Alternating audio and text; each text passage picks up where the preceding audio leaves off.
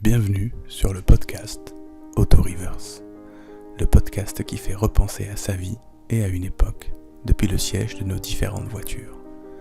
Le concept est simple.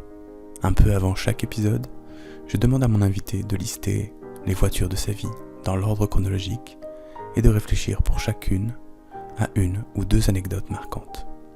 La première voiture dont il se souvient, celle de ses parents, la première qu'il a conduite ou achetée, la route des vacances, le trajet vers la maternité, un accident, un rendez-vous chez le garagiste, tout est possible. Je leur demande un travail de mémoire inhabituel, mais qui, je l'espère, amènera à des conversations passionnantes à écouter. En fait, les voitures, je m'en fous un peu. Ce que je veux, moi, c'est écouter les gens se raconter, se confier, sortir de l'oubli des épisodes peut-être anodins qui en disent long sur eux et sur une époque. Alors, installez-vous confortablement, mettez votre ceinture, enclenchez la marche arrière et prenez le temps de regarder avec moi dans le rétroviseur. Eh bien donc je suis François, j'ai 42 ans. Je suis marié depuis 16 ans bientôt. Je perds mes comptes, je crois. J'ai deux super enfants, une grande fille qui va bientôt rentrer au collège et au lycée, pardon. Au lycée, ouais, Ouais, c'est ça, au lycée. Et un petit gars encore en primaire. Voilà, je travaille dans le courtage d'assurance depuis presque toujours et j'habite à Lille. Donc, je te propose de commencer par la première voiture dont tu te souviens, la plus ancienne pour toi, dans tes souvenirs. Vas-y. Donc la première voiture dont je me souviens, c'est une GS. Donc GS, c'était une Citroën. Ouais. Okay. Et c'était la voiture de mon grand-père. D'accord, ok. Voilà, c'était une voiture blanche. Et mon grand-père, mes grands-parents, ils habitaient à Lille. Ok, d'accord. Ils habitaient à Lille et mon grand-père, il roulait beaucoup. Son métier, c'était de faire de la route, quoi. Ok. Et ouais, c'était cette voiture, c'est une voiture blanche. Et mes parents avaient aussi une GS, qui était une voiture, elle, grise. Ok. C'était la voiture qui avait appartenu à mes grands-parents avant, quoi. Ah d'accord, c'est les mêmes grands-parents qui ont une GS blanche. C'est ça. Ils avaient transmis la GS grise à tes parents. Transmis, vendu, ouais. Oui, vendu. Ouais, c'est ça. Mais en fait, il y avait une espèce de tradition qui voulait que mes parents rachètent la voiture de mes grands-parents. Ok, ah ouais. Et donc voilà, puis tu sais, c'était la voiture de mon grand-père. C'était pas la voiture de ma grand-mère parce qu'elle conduisait pas, quoi. Ah, bien Ils sûr. sont pas mis de conduire, mais il y a que mon grand-père qui Ouais. l'utilisait. Donc voilà, quoi. Et toi, t'as été beaucoup dans cette voiture, celle de tes grands-parents, justement? J'allais beaucoup avec cette voiture, ouais, parce qu'en fait, j'étais souvent avec mes grands-parents. En tout cas, j'ai le souvenir d'être beaucoup dans cette voiture, quoi. Ouais. Et donc, en fait, je m'installais derrière mon grand-père. Ouais. Et je sais pas, je me rappelle, c'est des voitures où ils ont toujours essayé de faire des choses assez modernes, en tout cas assez avant-gardistes chez Citroën, même encore aujourd'hui, avec c'était des compteurs devant, je me rappelle de la marque du compteur qui était Veglia, avec un système non pas aiguille, mais un système de rotation de l'allure du véhicule, et des sièges bleus de mémoire. Bref, je me rappelle plus bien de ça, la couleur des sièges, mais voilà, quoi. Ils ont toujours essayé de faire quelque chose qui était assez avant-gardiste, pas toujours beau non plus, mais en tout cas pratique. Si c'est ça. Celle de tes grands-parents et celle de tes parents, c'est que il y avait une praticité qui était intéressante pour des familles ou des petites familles. Ouais, et puis c'était la marque de ma famille, quoi. Je vais dire ces véhicules Citroën. Ah oui. Une espèce de tradition. Mon grand-père achetait toujours des Citroën, du coup mes parents rachetaient des Citroën, et mon oncle roulait en Citroën aussi. Ouais, c'est si les parents valident, toi tu valides aussi, ça marche. Je sais pas, tu vois. Et mon oncle continue à rouler en Citroën, il achète que des Citroën. Ma cousine achète des Citroën. Et moi j'ai développé une espèce d'aversion à Citroën, du coup. C'est ça, t'as cassé la tradition. Non, pas cassé, mais vraiment, c'est-à-dire que là, si on me voiture équivalente, même prix, machin, même prestation. Vraiment, j'aurais tout à comparer. Je ne prendrais pas une Citroën. Ok. Voilà. Il n'y a aucune raison à ça. C'est comme ça. J'ai développé une espèce d'aversion avec ce truc-là. Mais bon. Et rien à voir avec tes grands-parents. Ben non, pas du tout, parce que j'étais bien dans cette GS, tu sais. Tu vois, je me rappelle de ce truc-là. En fait, je m'installais à l'arrière du véhicule, derrière mon grand-père, et je frottais son col de chemise comme ça, en suçant mon pouce. Voilà, j'avais pas de doudou moi quand j'étais petit. J'utilisais les cols de chemise. C'était un truc qui m'apaisait, j'imagine, voilà. Donc, et j'usais ces cols. Parce qu'il mettait des costumes, donc il avait des chemises avec des cols durs, quoi, pas le col mou là. Et du coup, j'usais ces cols avec ça, quoi. Et à tel point qu'en fait, j'avais même une chemise pour dormir la nuit pour frotter son col, quoi. Rien à voir avec l'automobile. Non, mais c'est intéressant. Et ouais, mais c'était mes préférés. Et t'avais quel âge à ce moment-là, d'après toi? Tu dois mettre petit, 3, 4, 5 par là, quoi. Ok, d'accord. Ouais, mon grand-père est décédé, j'étais pas très très vieux, donc j'étais vraiment vraiment petit, quoi. Ouais, ok. Donc on est tout début des années 80, quoi. Ouais. Ok. Voilà. Qu'est-ce que j'ai d'autre comme souvenir de cette voiture? Ah ouais, ce que je me disais, que c'est une voiture dans laquelle on se sentait, tu sais, je sais pas, t'es enfant, t'es là et t'as ton grand-père qui conduit sa voiture et tu te promènes et t'es là avec ton pouce, et t'es en confiance, t'es serein et il y a une espèce de truc où rien ne va jamais changer, quoi. Quand t'es gamin, les choses sont immuables, quoi. Ouais. Et quand tu prends ça avec le recul, en fait, c'est une toute petite période, mais il y avait ce truc-là un peu sécurisant, puis aussi un peu la confiance de un jour cette voiture sera la nôtre parce que finalement elle est mieux que celle qu'on a aujourd'hui, mais voilà, quoi. Et bon, alors que ça restait une voiture sans doute assez moche. J'ai regardé un peu sur internet du coup à quoi ça ressemblait parce que je me rappelais pas bien.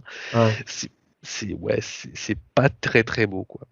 Mais elle faisait cette impression. T'as jamais vu ta grand-mère la conduire? Celle-là non. Non. Celle-là non. Mais elle avait le permis. Elle avait le permis. Mon grand-père lui a laissé passer le permis parce qu'on peut parler de ça à peu près. Ouais.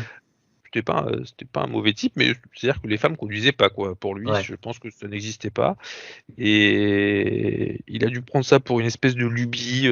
Donc, pour lui faire plaisir. Ouais, voilà. Et donc, elle a dû passer le permis dans les années, je sais pas, 50, 60 par là. Alors à l'époque, c'était pas très compliqué d'avoir son permis. Mais le truc, c'est que le permis, on le passe une fois, quoi. Et puis après, c'est bon, il est validé pour la vie. Et donc, après son décès, elle devait avoir 60, 70 ans, quoi, je me rappelle pas trop. Elle s'est remise à conduire, quoi. Et d'un coup, il s'est passé quelque chose entre les années 60 et donc les années 80. Oui, la circulation, c'était pas vraiment la même chose, quoi. C'est clair. Pas vraiment la même chose. Bon, je n'ai pas connu les années 60, mais bon. Ça marche. Voilà. Et tu veux passer à la voiture suivante? Oui. Donc, tu vois, on est dans la génération GS, parce que cette GS blanche est arrivée ensuite, effectivement, chez mes parents, qui l'ont prise. Mais pour le coup, je me rappelle pas tellement, pour mes parents, de cette voiture. Oui, finalement, le souvenir, c'est avec ton grand-père, c'est mais pas avec mon avec tes parents. Et tu vois, donc la voiture dont on va parler après, c'est une BX, qui était blanche elle aussi, et qui était toujours la voiture de mon grand-père. Ah oui. Donc, tu vois, on achetait des Citroën. Donc, la GS a été terminée. Je pense qu'il y avait une rotation des modèles qui était beaucoup moins fréquente qu'à l'époque. On gardait une voiture plus longtemps, j'imagine. Et donc arrive la BX, qui elle était, mais alors là, au top de la modernité, où là vraiment, moi j'ai ce souvenir de la voiture qui se soulève à l'arrière, où on pouvait bloquer la suspension arrière, ce qui faisait que du coup tu sautais derrière. Il y avait des vitres électriques. C'était c'était la voiture. Mais encore une fois, le truc très moderne, l'intérieur était, ça ressemblait à rien d'autre, quoi. Ça ressemblait pas à des voitures allemandes, ça ressemblait pas au Peugeot ou au Renault. Il y avait une touche Citroën, quoi. C'est marrant parce que c'est très moderne. En même temps, aujourd'hui, quand on pense à la BX, on se dit vraiment que c'est pas bien, tu vois. Non, vraiment pas bien, quoi. Vraiment pas bien. Et donc, même chose, tu vois, cette voiture, il y avait un peu cette anticipation de un jour cette voiture serait la nôtre, quoi. Oui, c'est ça. Et ouais, et puis il y avait même chose, enfin des promenades, parce que mon grand-père a pas dû l'avoir longtemps, parce que tu vois, je te parlais de ma grand-mère qui conduisait, et c'est cette voiture-là qu'elle a conduit justement après son décès. Même chose, c'était une voiture assez confortable, et quand j'étais gamin, on se promenait dans cette voiture, tu vois, et finalement, elle est jamais arrivée chez nous, quoi. Ah oui, d'accord. Elle est restée, en fait, c'est comme Oui, elle est restée mon avec grand-père ta est main. décédé, et la voiture est restée, et que ma grand-mère, finalement, roulait très peu, utilisait cette voiture pour faire quelques petits allers-retours quand elle venait nous rendre visite, donc elle devait faire une centaine de kilomètres, mais elle faisait pas ses courses avec cette voiture, enfin, elle servait à rien, quoi. Et si ce n'est à se déplacer un peu plus longtemps. Ouais. Mais c'était un véritable danger public. Encore une fois, t'imagines qu'elle a dû passer son permis dans les années 60, elle a dû commencer à conduire, donc 83 à 4 par là. C'est 20 ans sans conduire, compliqué. Et c'était complètement dingue, quoi. Oui, parce que là, on n'a pas précisé, mais tu disais que tes grands-parents étaient à Lille, mais vous étiez où? Dans le Pas-de-Calais. Donc, Ok. dans le Pas-de-Calais, à la limite de la Somme, voilà, Ok. pas très loin de la Somme. D'accord, Donc, oui. à une centaine de kilomètres de Lille, un peu plus au sud, quoi, un peu plus vers la côte. Donc il y avait parfois des déplacements pour aller voir tes grands-parents ou pour que tes grands-parents viennent te voir, et du coup, c'est des kilomètres. Enfin, c'est Ouais. pas la porte à côté, quoi. C'était pas la porte à côté. Non, surtout quand tu roulais avec ma grand-mère, quoi. Où là, ça pouvait quand même vraiment faire peur, quoi. Ouais, je comprends. Tu vois. Enfin, cette BX, quoi. Et tu vois, quand je te dis qu'il n'y a pas de chronologie, c'est que cette BX, en fait, elle revient après dans ma vie. Parce qu'en fait, ça va être la première voiture que je vais conduire quand je vais avoir mon permis de conduire. Vous gardez les voitures longtemps. Parce que cette voiture a jamais roulé. Donc, en fait, elle a été immobilisée là pendant des années, parce que ma grand-mère, franchement, la sortait pas très souvent. Ça a été la première voiture de ma cousine qui a commencé à conduire là-dessus, parce que pour le coup, elle avait une petite vingtaine d'années quand on a commencé à conduire, et t'as pas trop peur de l'abîmer, quoi, celle-là, quoi. Non. Donc, elle est arrivée un peu, même si ça n'a jamais été vraiment ma voiture, mais c'est la première voiture que j'ai conduit. Donc tu vois, 18 ans après. Bah ouais, c'est ça. Avec bravo à mamie pour bien entretenir les voitures. Mais bien sûr. Ouais. Et du coup, je me rappelle d'elle. Tu vois, je l'emmène une fois à Bruxelles. Donc je prends la voiture, je l'emmène, et c'était affreux parce que j'ai des tout jeunes permis, et elle était là à me faire des commentaires sur tout. Et elle était d'un stress absolu, quoi. Elle devait être assise au bord du fauteuil. Bon, bref. Ouais. Et bon, c'était cette BX blanche qui. Bon, là, on a sauté beaucoup d'années. Non, c'est simplement qu'il n'y a pas, ce que je dis, il y a pas de chronologie parce qu'elle revient après, mais on revient à rien. Non, je reviendrai pas à la BX parce que. On reviendra à la BX à tes 18 ans parce que si tu veux. Draguer en BX, j'essaye toujours de savoir comment ça s'est passé. Et j'ai pas dragué en BX. J'ai vraiment pas dragué en BX. J'ai jamais été convaincu par la drague en voiture.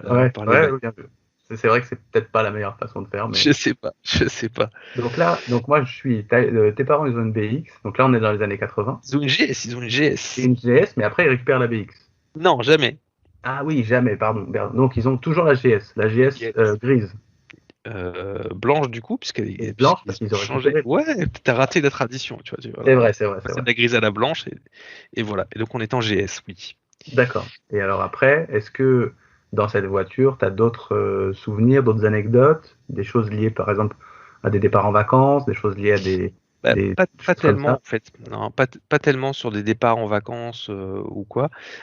Tu vois, la BX, c'est simplement, tu vois, ce côté un peu, voilà, on sait qu'il y a eu un tournant à ce moment-là, parce que finalement, cette tradition, elle s'est arrêtée à ce moment-là, quoi, finalement, qui coïncide un peu avec le décès de mon grand-père, qui a arrêté d'avoir des changements de voiture très réguliers, parce que c'était quelqu'un qui roulait beaucoup de par son métier, et du fait que ma grand-mère arrête de rouler, la voiture a plus été vendue à mes parents. Et donc, ils sont arrivés sur un cycle. Ils ont acheté des voitures comme tout le monde achète des voitures où tu vas au garage, t'achètes une voiture, quoi. Sans avoir cette espèce de connaissance de la voiture. Et voilà. Donc, d'un coup, il s'est passé autre chose, quoi. Et la BX n'est jamais arrivée chez nous. Okay. Et la GS chez mes parents, je m'en rappelle pas plus que ça autrement. C'est resté la voiture de mon grand-père. Ouais, ok. Et ça tient aussi à un truc, c'est que mes parents n'étaient pas des gens tellement voiture, quoi. Voilà, ouais. Donc je vais passer justement au truc dont je me souviens ensuite, qui n'est pas une voiture en fait. Ouais, vas-y. Qui est un camion. Ok. Parce que tu vois, mes parents étaient pas de besoin de voiture en réalité. Ouais. Et ils n'avaient pas besoin de voiture pour quelle raison en vrai? Parce que c'est pas qu'il n'y avait pas de besoin, c'est pas ça, parce que le besoin était là, mais en fait ils utilisaient assez peu la voiture, quoi. Et en fait mes parents avaient un club hippique et donc ils avaient besoin d'automobile, de camions, de moyens de locomotion, si tu veux, oui, voilà, parfait, pour transporter les chevaux et ce genre de choses. Donc, finalement, ça, c'était quelque chose qui était plus important pour eux que la voiture, qui était un peu accessoire, quoi. Et donc, les souvenirs tiennent plus à ça, à ces camions, ces camionnettes, qu'à autre chose, quoi. Et c'est des camions plus que ce qu'on voit nous parfois sur la route, des remorques à chevaux. Enfin, tu vois. Ouais, c'est ça, parce que ce que tu appelles le van ou le van ou les camionnettes, non, c'était. Alors, je sais pas quelle taille ça faisait, mais c'était des trucs où tu pouvais transporter, j'imagine, entre 10 et 15 chevaux, quoi. Donc, ah oui, quand même. Oui, un truc un peu conséquent, quoi. Ouais, ok. Un truc un peu conséquent. Et donc, ça c'est des choses qui marquent plus mon enfance que les voitures, qui pas tellement, tu vois, c'est pas un marqueur particulier, quoi. Ouais. Puis déjà, par rapport à tes copains ou à d'autres gens, tout le monde n'a pas un camion. Non. Tu vois, quand t'es gamin, c'est super parce que quand tu veux dire non mais mon père il est plus fort parce qu'il a un camion, tu vois, tu pouvais le dire et pas tout le monde peut dire ça. Bah non, c'est clair. Ça c'est un truc, c'est un argument de poids en maternelle. Après bon, ça marche moins après. Quand ils viennent chercher à l'école, au collège en camion, c'est peut-être moins. On en reparlera si tu veux. Ouais. Ça marche. Ouais, parce qu'un camion par contre ça a une longue durée de vie pour le coup. Oui. Ouais. Ça c'est un truc que tu gardes longtemps, quoi. Et donc le camion dont je vais te parler, ça s'appelle un Saviem. Donc Saviem, c'est une vieille marque qui n'existe plus aujourd'hui, qui est une marque qui a été reprise par Renault, je crois. Et donc ils avaient ce camion là pour transporter les chevaux, quoi. Et donc je m'en rappelle dès tout petit, parce que je sais pas combien de temps tu gardes un truc comme ça, et encore une fois peut-être aussi là les souvenirs se mélangent. Il y a rien qui ressemble plus à un camion qu'un camion, quoi. Genre, pour peu qu'il ait la même couleur, tu vois aucune différence. Donc peut-être qu'il y en a eu plusieurs, mais je me rappelle d'un bleu et je me rappelle longtemps, quoi, de ce truc. Et le premier truc quand j'ai essayé de repenser à ce Saviem, ça a été déjà le moment où ils l'ont acheté, en fait. Et j'étais tout petit, et je me souviens que j'étais dans la maison de mes grands-parents et ma mère est au téléphone et elle est en train de négocier l'achat. Voilà, je sais pas, j'ai l'impression d'être assis par terre, on est chez mes grands-parents et je sens qu'il y a un truc qui se passe pas bien. Il y a un truc qui les stresse et apparemment ils sont en train de se fâcher avec le vendeur. Ils partent d'un seul coup tous les deux, assez précipitamment, avec des portes qui claquent, pas des cris, mais voilà. Enfin, on sent du stress, je sais pas quoi.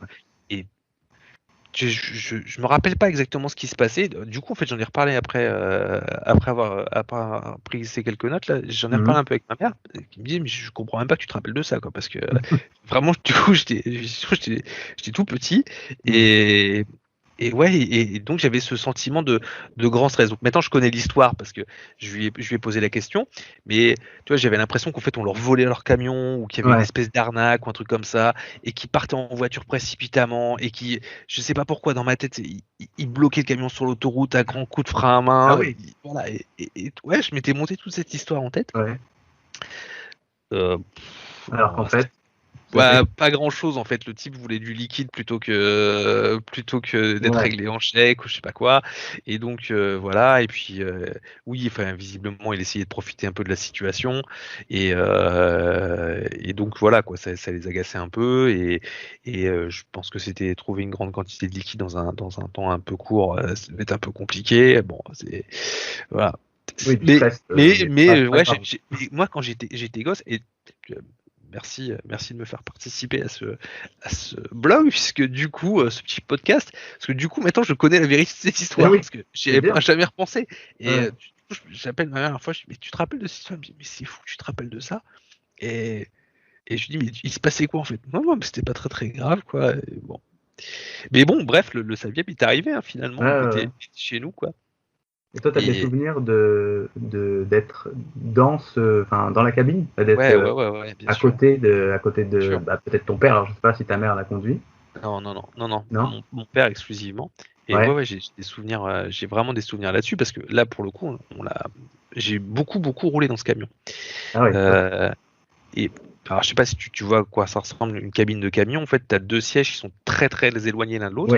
Ouais. Et au milieu, en fait, tu as un espace vide en fait, qui contient le moteur. En fait, le moteur est en dessous. En fait, tu bascules la cabine pour pouvoir y avoir accès. Et en fait, au milieu, il y a pas grand-chose, quoi. Et donc, mon père avait installé un espèce de strapontin là où je m'installais. Tu vois, je dépliais le truc, je m'installais là, quoi. Donc, quand on jauge un peu au niveau sécurité par rapport à aujourd'hui, bon bah là on est à un 0. 0. Le pare-brise était gigantesque. Voilà. Bon, mais c'était tu vois, c'était le truc. Je m'installais là et puis je pouvais l'accompagner. J'ai eu l'impression de faire des tonnes de kilomètres avec lui. Puis j'étais, tu vois, un gros sentiment de fierté là pour le coup. Tu vois, t'es avec ton papa dans la cabine de son camion, tu vas faire de la route et c'était top, quoi. Et dans le cadre du travail, c'est-à-dire que tu avais l'impression que tu l'aidais un petit peu, tout à fait. Tu participais à la vie du club, quoi, enfin du club hippique. Ouais, et pas que en fait, parce que tu sais en fait, mes parents quand ils avaient leur club hippique, dans les années 80, ça faisait 5-6 ans qu'ils devaient être installés, je pense, quelque chose comme ça. Donc ils débutaient un peu. Et en fait, mon père avait d'autres activités à côté pour pouvoir parce que le club en fait suffisait pas à payer ces charges-là. Un camion, c'est une charge lourde, et des choses comme ça qui sont un peu bloquantes. Donc en fait, il faisait d'autres boulots pour pouvoir amortir le coût du camion, quoi. Et donc en fait, il était ce qui était mon grand-père paternel que j'ai pas connu, qui était ce qu'on appelle marchand de bestiaux. Je sais même pas si ça existe encore aujourd'hui. En fait, le principe, c'est en fait, il va chercher des bêtes des vaches, hein, la plupart du temps, chez les fermiers, chez les paysans, et puis il les emmène à l'abattoir, quoi. Ouais, d'accord. Voilà. Donc il faisait ça, et en plus, et en fait c'était plutôt dans ce cadre-là que je l'accompagnais, quoi. Ah oui, d'accord. C'est assez bizarre en fait comme balade pour un gamin. Ouais, en fait, moi j'adorais l'accompagner, quoi. Enfin, c'est bizarre parce que aujourd'hui on est des citadins et qu'on élève nos enfants dans des villes, mais en vrai, quand tu es à la campagne, faire des choses. Mais non, bien sûr que non, c'est pas bizarre. Tu vois, c'est pas bizarre. C'est juste que nous, on n'a plus cette habitude-là et nos enfants encore moins. Mais à la campagne, c'est classique presque de faire des sorties pour aller. C'est ça. Pour aller dans les champs et aller voir d'autres fermes et aller voir d'autres vaches, et tu vois. Tout à fait. Et donc, mais le club hippique, c'est le centre équestre. Vous habitiez dans le centre équestre. C'était votre ou c'était un truc où vous alliez. Ouais, c'était un truc où on allait. D'accord. La maison de mes parents était à 2-3 kilomètres, quoi, je dirais, du club hippique. Ouais. Ils ont eu un temps, en fait, ils ont eu le club hippique à côté de la maison. Ouais. Mais je me rappelle pas de ça. J'étais vraiment tout petit. Et je me rappelle pas de ça. En tout cas, dans le camion, as passé du temps à aller de ferme en ferme, C'est ça. Ouais, j'ai sillonné toutes les routes de campagne du Nord et du Pas-de-Calais.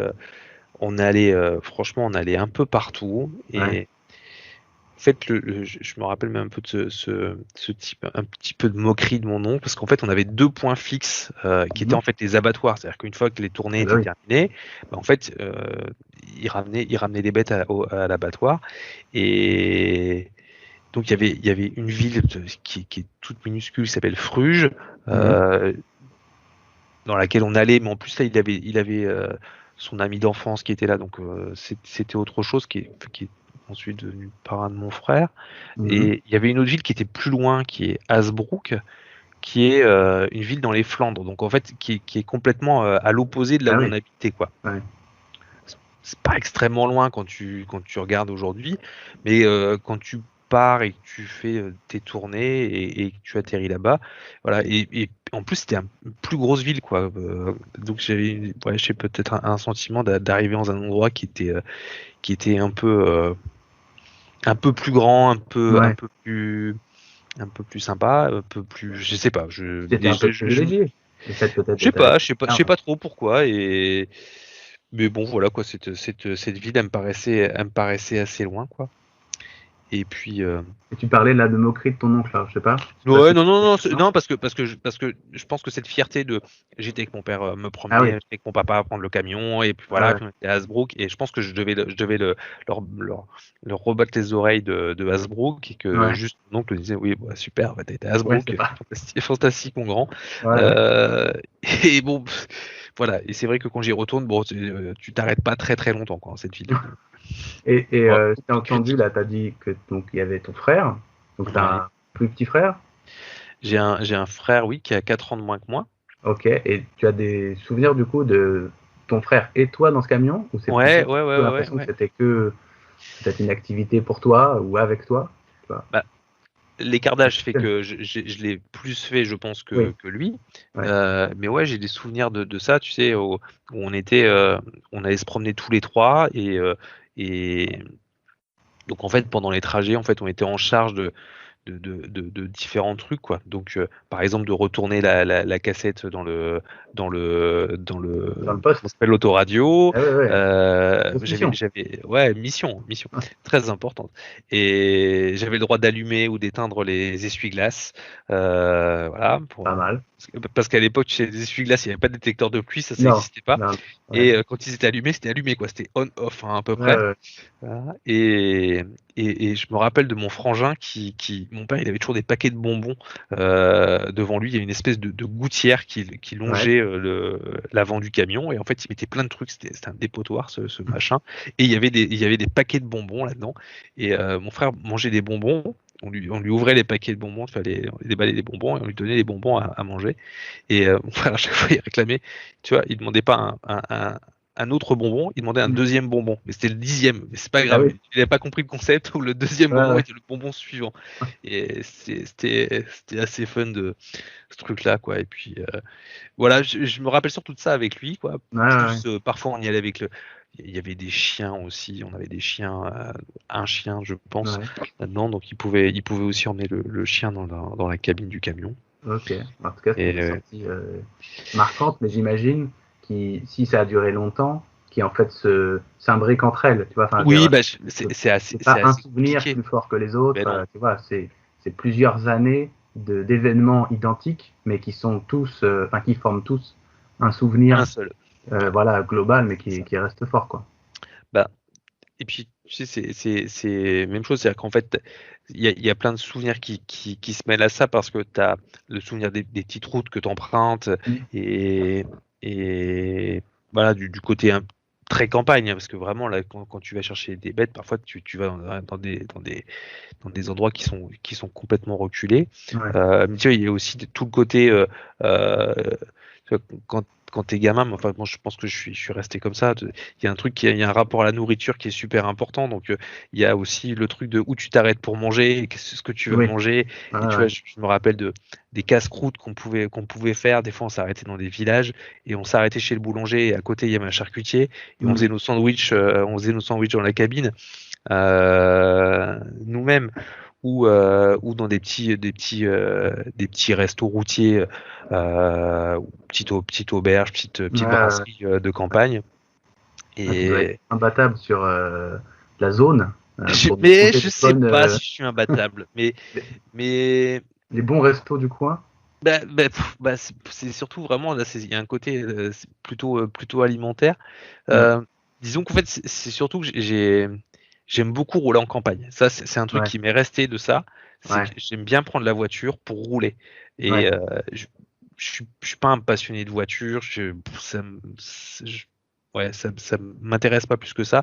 Mais par contre rouler en campagne, un peu sans but aussi, parce que j'ai aussi cette impression qu'on errait un peu sans but et que on arrivait après un point final.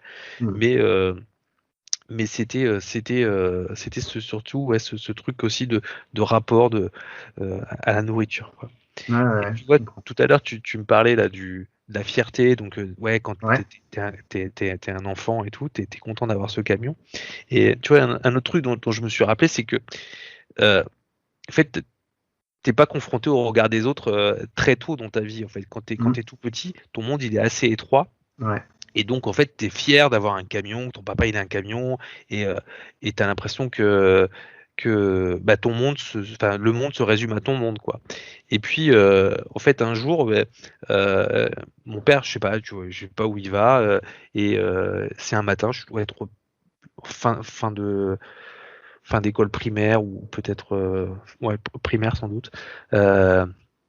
Et il va je sais pas où, et le matin il décide de m'emmener à l'école dans ce camion, quoi.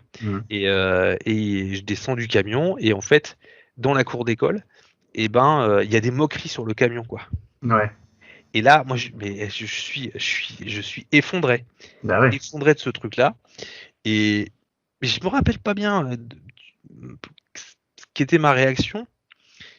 Mais j'ai l'impression que en fait, les autres élèves se sont pas rendus compte que c'était moi. En fait, ils se moquent du camion qui est arrivé, qui est passé. Peut-être, tu vois, avec les parents qui étaient derrière le camion, qui sont en train d'hurler parce que le matin ils sont peut-être pressés, et que y a l'autre là avec son camion qui bouge tout, qui avance pas, qui pollue. J'en sais rien. Je pense qu'on parle pas de pollution, mais bref, qui nous casse les pieds. Et en fait, je pense que j'ai dû faire semblant de pas savoir de quoi on parlait, quoi. Mais ça fait quelque chose. Je devais être très très peiné, et en même temps, j'étais pas prêt à assumer, et à défendre mon truc, quoi, et défendre mon père aussi un peu, parce que il y avait un peu aussi une personnification aussi autour de ce truc-là. Et je voulais plus après qu'il me dépose là-bas. Tu vois, je me sentais trop honteux avec ça. Mais je comprends quand même cette histoire de camion, mais ce qui est fou, c'est que c'était une fierté en vrai pour toi, et que peut-être en quelques secondes c'est devenu un peu moins une fierté, sans raison pour toi, valable en tout cas, à part le regard des autres. C'est ça, tout à fait. Et ça fait partie, c'est souvent qu'on a ce genre de... C'est vrai.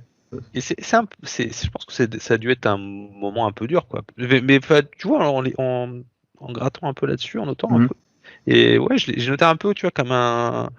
Mais c'est marrant ce tournant, parce que je pense que ça a dû arriver avant qu'il me dépose, ou. Mais ce matin-là, j'ai dû surprendre une discussion, et puis voilà, quoi. Et puis je l'ai pas bien vécu, quoi. Et alors, du coup, on disait tout à l'heure que ta mère ne conduisait pas ce camion. Non. Mais est-ce que ta mère conduisait? Oui, ma mère conduisait. Ouais, bien sûr. Elle avait son permis. Bien sûr, non, vraiment, là pour le coup, pas de problème, elle conduisait. Et donc j'arrivais donc à la voiture suivante, voilà, tout à fait. Vas-y. Qui est une 4L. Ah, très bien. La 4L, tout le monde se rappelle de la 4L, forcément. Ça roule encore, voilà, les étudiants s'éclatent avec ça, quoi. Et c'est pas une Citroën. Ah non? Ah non, c'est fini. Là pour le coup, totalement la tradition. C'était terminé. Non, mais une fois l'histoire de la GS, etc. C'est fini. Mais là pour le coup, mes parents n'avaient pas un truc avec la voiture de. Nous, chez nous, c'est Citroën. On veut une voiture. Ah non. Ils avaient ce rapport très très utilitaire à la voiture, quoi. C'est vraiment. Ils étaient très distanciés de ce truc-là. Il faut que ça nous amène d'un point A à un point B, et c'est ça. Si c'est suffisamment confortable, c'est bien, quoi. Et peut-être Et même, encore. ouais, je sais Encore. pas, souvenir de confort. Quand je suis à la 4L, je suis pas sûr de souvenir de confort. Ouais. Et donc, ouais, la voiture de ma mère. Non, ça devait être la voiture du club, mais c'est celle qu'elle utilisait, j'imagine. Et Ah oui, si ton père était beaucoup dans le camion, j'imagine que de ouais, fait, la voiture de ta mère était plutôt la 4L. mais il utilisait Mais aussi c'était la à eux 4. deux. Ouais, Ouais. je sais pas trop, mais bon, c'était plutôt cette voiture-là, parce que c'était celle-là cette voiture dans laquelle nous emmenait à l'école, nous emmenait à l'école, Ouais. dans la voisine. Euh, pour le coup, c'était une voiture qui était pas confortable du tout. Il faisait froid.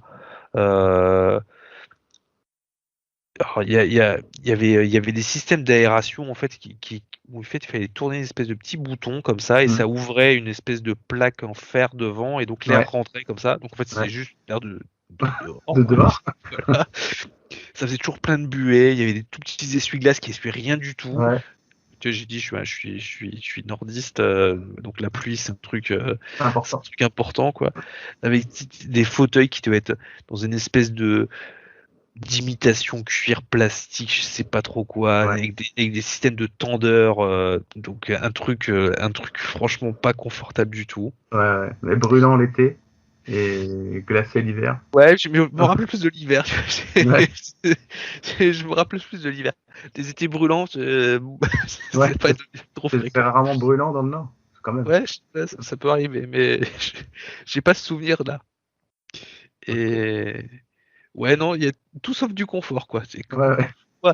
Enfin, franchement, aujourd'hui, alors j'ai pas eu l'occasion de reconduire une 4L, j'ai eu l'occasion de conduire une 2 chevaux. Mhm. Euh, Ben, toi qui avais une 2 chevaux avec ta Ouais. maman, je te Ouais. préconise de faire ce test et là tu Ouais. te rendras compte des conditions de l'automobile à l'époque et de ce qu'on vit aujourd'hui. Parce que Non, mais j'imagine. ça vaut quand même la comparaison, quoi. Ouais. Et donc voilà, quoi, cette 4L. Donc c'est plutôt ta mère qui t'amenait tous les matins, qui vous amenait tous les matins à Ouais. l'école? Oui, qui s'occupait de nous sur les allers-retours à l'école, Ouais. c'était Et qui venait vous ouais. chercher aussi après? Oui, tout à fait. Ouais. Ok. D'accord. Tout à fait. Et ça, c'est Et pareil. Je trouve que les souvenirs d'amener à l'école, de ramener à l'école, finalement, c'est des souvenirs pareils. Enfin, c'est une suite, en fait. C'est un souvenir global, en vrai. C'est jamais, tu ressens pas oui. grand-chose, sauf si un jour, je sais pas, on a un accident ou il se passe un truc exceptionnel. Mais s'il se passe rien, pendant 10 ans, en fait, ça peut être juste, ma mère, elle nous a amenés à l'école et elle est C'est venue ça. nous chercher. Et alors qu'en fait, chaque jour, c'était une aventure quand tu étais dedans. C'est Mais vrai. aujourd'hui, c'est une suite de choses et c'est un souvenir global qui est ma mère venait nous chercher ou ma mère nous amenait à l'école. Ce qui est amusant dans les souvenirs d'enfance, justement, c'est-à-dire que Ouais. justement, c'est quand tu m'as demandé de faire ça et justement de créer cette chronologie, bah, en fait, il y en a justement pas de chronologie. C'est-à-dire que Ouais. tout ça est imbriqué. Bah ouais. Et alors après, oui, quand tu recoupes les événements, etc., tu arrives à peu près à les resituer dans le temps, mais Ouais.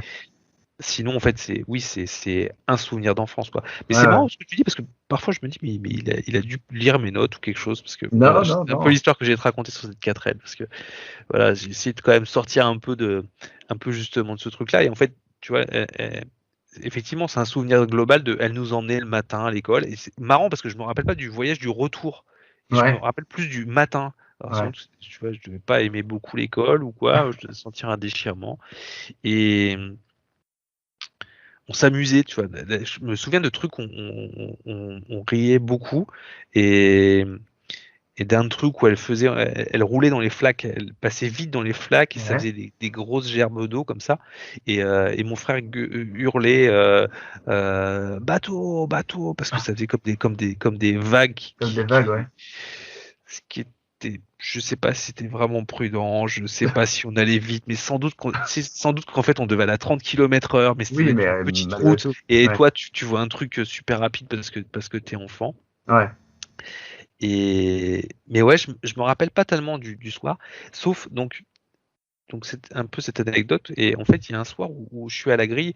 Et tu sais, bah, alors, il y a des systèmes de soit de garderie ou d'études. Mm. Et nous, on n'allait pas à la garderie ou à l'étude. Elle venait nous chercher à la fin. Mais elle était tout le temps en retard. Et ça, Ouais. par contre, ça, je me rappelle précisément ça. Elle était tout le temps en retard. Ouais. Et donc je suis là, tu vois, j'attends. Et puis, tu sais, je suis pas qui est à la grille, qui surveille. Mm. Je suis en train d'attendre. Et puis, il y a la personne qui me regarde. Et puis, tu sais, c'est comme avec un regard de jugement où tu dis mais les pauvres enfants, les parents sont toujours en retard ou alors faut y aller là, ouais, j'ai autre chose à faire, j'en sais rien quoi, et j'attends et où est mon frère là-dedans, je sais pas.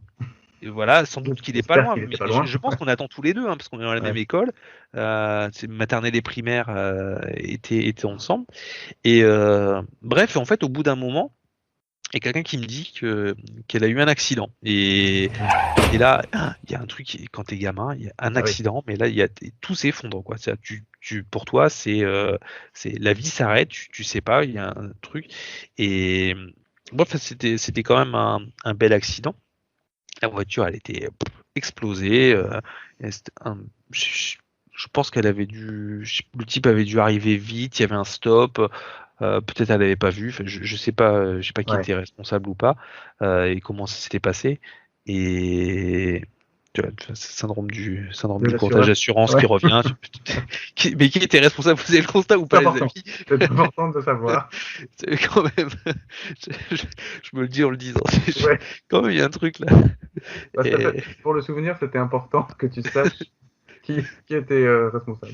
Non, mais je pense que ça a dû être un sujet de discussion. Mais en fait, finalement, elle avait pas grand-chose. Elle a eu un bras cassé et tout va bien malgré des tonneaux. Enfin voilà, un bel accident. C'est pas rien. Et oui, tout à fait. Et tu vois, en le disant, je me rappelle. En fait, c'est quelqu'un qui est venu nous chercher, à l'école, et où je me suis dit, mais où est ma maman? Et la personne a dû me dire, mais elle a eu un accident et voilà, et ça va aller. Et donc, en plus, les gens étaient un peu bruit de décoffrage, donc on a dû passer à côté de la zone d'accident. Enfin, un truc bien comme il faut, quoi. Mais quand tu penses quand même à l'époque, donc là, on va dire que c'est dans les années 80, peut-être fin des années 80. Ça veut dire quand même que il n'y avait pas de téléphone portable, pas ce genre de choses. Donc ça veut dire que ta mère a eu un accident, a dû être prise en charge par les pompiers, on va dire, a dû être amenée à l'hôpital. Et là, on t'a appelé. Donc en fait, le temps que tout ça arrive, ça peut être vraiment très très très long. Même si les gens vont vite, etc. Et qu'en plus on est à la campagne, donc je ne sais pas à quel hôpital ils l'ont emmené, mais c'était pas forcément celui d'à côté. Il était peut-être pas super proche. Oui, non, c'était pas très très loin non plus. Non, ça va. Mais c'était pour dire que avec les téléphones portables, vous auriez été informé beaucoup plus vite et il y aurait eu une prise en charge plus rapide de tout ça. Donc il y avait aussi à l'époque, il faut avoir ça en tête, c'est que le temps que vous avez dû rester devant cette école, peut-être c'était vraiment très long. Ouais, mais non, mais bien sûr. Et je pensais justement à ça, le truc de, voilà, comme quoi toute la vie a changé. C'est-à-dire qu'effectivement, cet accident-là, il y aurait eu un appel téléphonique qui aurait été fait immédiatement. Si ça se passe aujourd'hui, oui, c'est les premiers réflexes qu'on a, quoi. Ouais, c'est ça. Surtout si en plus si elle avait qu'un bras cassé, elle pouvait, et que son téléphone allait bien, elle aurait pu vous appeler, appeler l'école. Oui, voilà. Tout était envisageable, je veux dire. Tout était possible, quoi. Et après, quand tu regardes même les enfants à l'école, quand je vais chercher mon fils à l'école et que tu vois que les parents sont en retard, je m'attache beaucoup à ne pas être en retard à l'école. Mes enfants. C'est marrant, en disant ça, peut-être je me dis, je vais pas faire de la psycho à 2 francs, mais on est dans les années 80, donc le franc en cours. Mais oui, je pense que ce truc-là est dû être insupportable pour moi. Et en fait, quand je vois des gamins qui attendent leurs parents longtemps, et qui parfois sont en stress ou en pleurs ou machin, parce que t'as des gosses qui sont vraiment un peu. Mais ma maman m'a dit qu'elle allait venir, ou mon papa a dit qu'il allait venir, et puis il n'est pas là. Et j'ai récupéré le fils d'un copain de Gabriel, un copain de Gabriel plutôt de mon fils, et qui était en panique. Je dis mais ça va aller, ton papa ou ta maman va arriver, enfin, voilà, on va attendre avec toi et puis ça va aller. Mais ça peut les mettre un peu en panique. Ah oui, c'est normal. Voilà. C'est normal, et un accident en 4L, connaissant donc les 4L, en effet, ça plie vite. Ah, voilà, il y en a plus. Ça plie fort, voilà. Si tu as un accident, souvent, il y en a plus. Tu ne la récupères plus. Yes. Donc avoir juste un bras cassé, c'était plutôt une bonne nouvelle en vrai. Elle s'en est bien sortie. Ok, ça marche. Et alors, est-ce que tu vois ensuite une autre voiture? Est-ce qu'on passe dans les années 90 déjà? Mais oui, mais exactement, mais c'est incroyable, t'as lu toutes mes notes. Donc, non. Et là, on a une Polo, en fait. Wow, une Polo. Alors là, c'est une voiture qui existe encore aujourd'hui. Ouais, mais parce que Volkswagen s'est pas trop cassé la tête à changer Ouais. le nom de ses voitures. Ouais, c'est Voilà. ça, ouais. Donc c'est une Polo. Mais elle était moche. Elle était moche. Elle était toute rafistolée. C'était une voiture 3 portes. Je me rappelle qu'il y avait un des sièges rabattables qui ne se rabattait plus, en fait. Ah, C'était toute c'est bien une pratique. histoire. Mais ça aussi, ce truc-là est quand même assez drôle. C'est-à-dire qu'il y avait plein de gens qui avaient des voitures un peu rafistolées où tu avais des problèmes d'accès je sais pas, aux portières, aux Ouais. vitres qui se baissaient plus, avec des trucs cassés, etc. Le contrôle technique n'existait pas Bah tellement, oui. ou pas Ouais. encore, ou pas complètement, ou plus, enfin je sais pas. Et en fait, il y avait plein de gens. Et en fait, en termes de sécurité, ça non plus, c'était pas dingo, quoi. Non. Mais bon, Non, et enfin puis donc les gens c'est s'arrangeaient. Les gens oui, oui, s'arrangeaient c'est ça, on avec. Tu s'arrangeait, ouais. sais, tu t'arranges. La vitre s'ouvre pas, mais c'est pas grave enfin, si tu tires dessus, tu vois, il y avait ce genre de truc où moi, je crois qu'il y avait une voiture où on pouvait pas ouvrir à l'intérieur, on pouvait pas Ouais. ouvrir. Donc il fallait que quelqu'un sorte pour t'ouvrir. Et il n'y avait pas d'histoire de blocage de porte à l'arrière comme on a maintenant pour la protection des enfants. C'était vraiment, il y avait un problème de porte. Bah, plutôt que de le réparer, bah, on laissait comme ça. Et puis, c'est pas grave, on s'arrange. Tu Ouais. vois. Non, mais comme quoi, enfin, oui, il y a vraiment un truc qui s'est passé, quoi. Notre Ouais, génération a dû vivre un truc, un traumatisme avec la sécurité automobile, et du coup, je sais pas, on surcompense, un truc ouais, comme ça. peut-être. Donc une polo. Mais Oh, là, une polo en même temps que le camion, toujours. ah oui, le camion est toujours là, Le hein. Non, camion, il non, est toujours. c'est toujours, ça, c'est la toile de fond, quoi. Le camion, Ouais, il est toujours là, hein. voilà. Ouais. C'est peut-être pas le même, il est toujours bleu. Je sais pas, mais il est toujours là. Mais Oui, parce il y que a le cette polo, camion quoi. à 10 ans et le camion à 15 ans, tu le vis peut-être pas pareil. Ou à Ouais, mais 14 ans. j'ai pas de mauvais souvenirs là, de ce camion Ouais. après dans l'utilisation. C'est-à-dire que ça, pour le coup, mon père, je pense, quand il allait à un endroit, continuait à me déposer avec son camion. Ouais. Mais si j'étais au collège ou au lycée, là par contre, s'il fallait que je fasse 2 kilomètres à pied pour éviter qu'on me voie, Ouais. pas de problème. Je D'accord. marchais. On Ok. marche beaucoup quand on est ado, hein. Ouais. C'est vrai, ça ne me dérange pas. L'image importe plus que l'usure de tes semelles, quoi. C'est vrai. Donc, oui, sans doute mais c'est sûr il était encore là. Il était encore Ouais. là. Ça marche. Mais ouais, cette polo, donc pour revenir à elle, tu vois, ce que je te disais en fait, c'était bah, c'est marrant que tu parles du camion. Ce que j'avais noté en note, voilà, mes parents en fait ne voyageaient pas. En fait, leur Ouais. truc, c'était leur club hippique, c'était la Ouais. routine de leur club hippique. Et en fait, la voiture, elle était là pour l'utilité qu'elle apportait. C'est Mm. vraiment, c'est un outil dans Ouais, notre ouais. dans leur vie, c'était un outil. Donc elle servait pour nous emmener à l'école le matin et le soir. Ils étaient vraiment, hein, c'était un truc bien. Ils voulaient nous éviter le ramassage scolaire. C'est-à-dire que quand tu Mm. as la campagne, bon, ça existe en ville aussi, hein, mais Ouais. le ramassage scolaire, ça veut dire que tu as un bus qui passe, faut pas le rater, il y en a qu'un, c'est pas le bus de ville, hein, il y a pas de fréquence Ouais. de passage. Si tu le rates, ben tant pis pour toi. Mais ça veut dire qu'aussi le bus scolaire, il peut passer à 6h30, Bah oui, si 7h15. t'es le premier village par lequel le bus passe, bah toi, il faut que tu sois à 6h15 devant, quoi. Ou pas. C'est-à-dire que ton Oui. bus aussi peut faire plusieurs tournées et du coup, toi, tu as un village plus proche qui était le cas de mes parents. C'est-à-dire que je pense qu'on pouvait y aller en vélo. Ouais. C'est sûr qu'on pouvait y aller en vélo parce que je le faisais après. Mm. On devait être à, je sais pas, 3 à 4 km de la ville de mon collège et de mon lycée ensuite. Ouais. Mais si le bus faisait plusieurs tournées, en fait, du coup, il passait tôt. Et j'ai pris le bus, le ramassage scolaire ensuite. Et je pense qu'honnêtement, oui, 7h moins le quart, j'étais dans la rue, quoi. Ah ouais, c'est pas rien. Et bon, l'hiver, c'est pas super. Et pendant ce Ouais. temps-là, l'école ne commençait, je me trompe sans doute, mais 8h ou 8h30. Donc en fait, tu avais aussi beaucoup de temps à attendre. Donc en fait, ils nous évitaient le ramassage scolaire avec la Ouais. voiture. C'est pas mal. Ben oui, ce qui est Ouais. plutôt pas mal. Puis après, la voiture, elle servait, tu vois, pour faire des courses. Quand d'aventure, on allait rendre visite à ma grand-mère à Lille, on prenait Mm. la voiture. Mais en fait, elle servait pas beaucoup, quoi, cette voiture. Oui, c'est Elle ça. était beaucoup garée Ouais. et voilà. Oui, parce Et que justement, là, excuse-moi de te couper, mais jusqu'à présent, t'as pas parlé de vacances. T'as non, pas parlé de non, départ en vacances, parce non. que je remarque que quand je pose la question au sujet des voitures, beaucoup de gens, les premiers souvenirs qui arrivent, c'est des souvenirs de départ en vacances. Parce Ouais, que justement, c'est un souvenir plus fort que le quotidien, oui. qui est, comme on disait tout à l'heure, une suite de souvenirs identiques. Le départ en vacances, c'est il se passe quelque chose de nouveau et la voiture est forcément souvent liée au départ en vacances. Et là, toi, t'en as pas parlé, donc j'en conclus que, comme tu disais tout à l'heure, que tout était lié au centre équestre et que les vacances faisaient pas partie de votre quotidien parce que justement c'était compliqué à cause de ça. On ne partait pas en vacances. Mes parents ne partaient pas en vacances du tout. Quand j'étais gosse. Donc pour ça aussi, je te parlais peut-être des souvenirs des voitures de mon grand-père, c'est que je partais en vacances avec mes grands-parents. Mes grands-parents m'emmenaient en vacances, comme ils pouvaient aussi, parce que ils travaillaient. Mais non, mes parents ne partaient pas du tout en vacances. En fait, ils ont monté leur centre équestre et donc à ce moment-là, on a déménagé dans un au moment de l'Apollo, au début des années 90. C'est le moment où en fait leur club a pris un peu plus d'envergure, a bien fonctionné. Ils ont déménagé le club pour se mettre à côté d'une plus grande ville.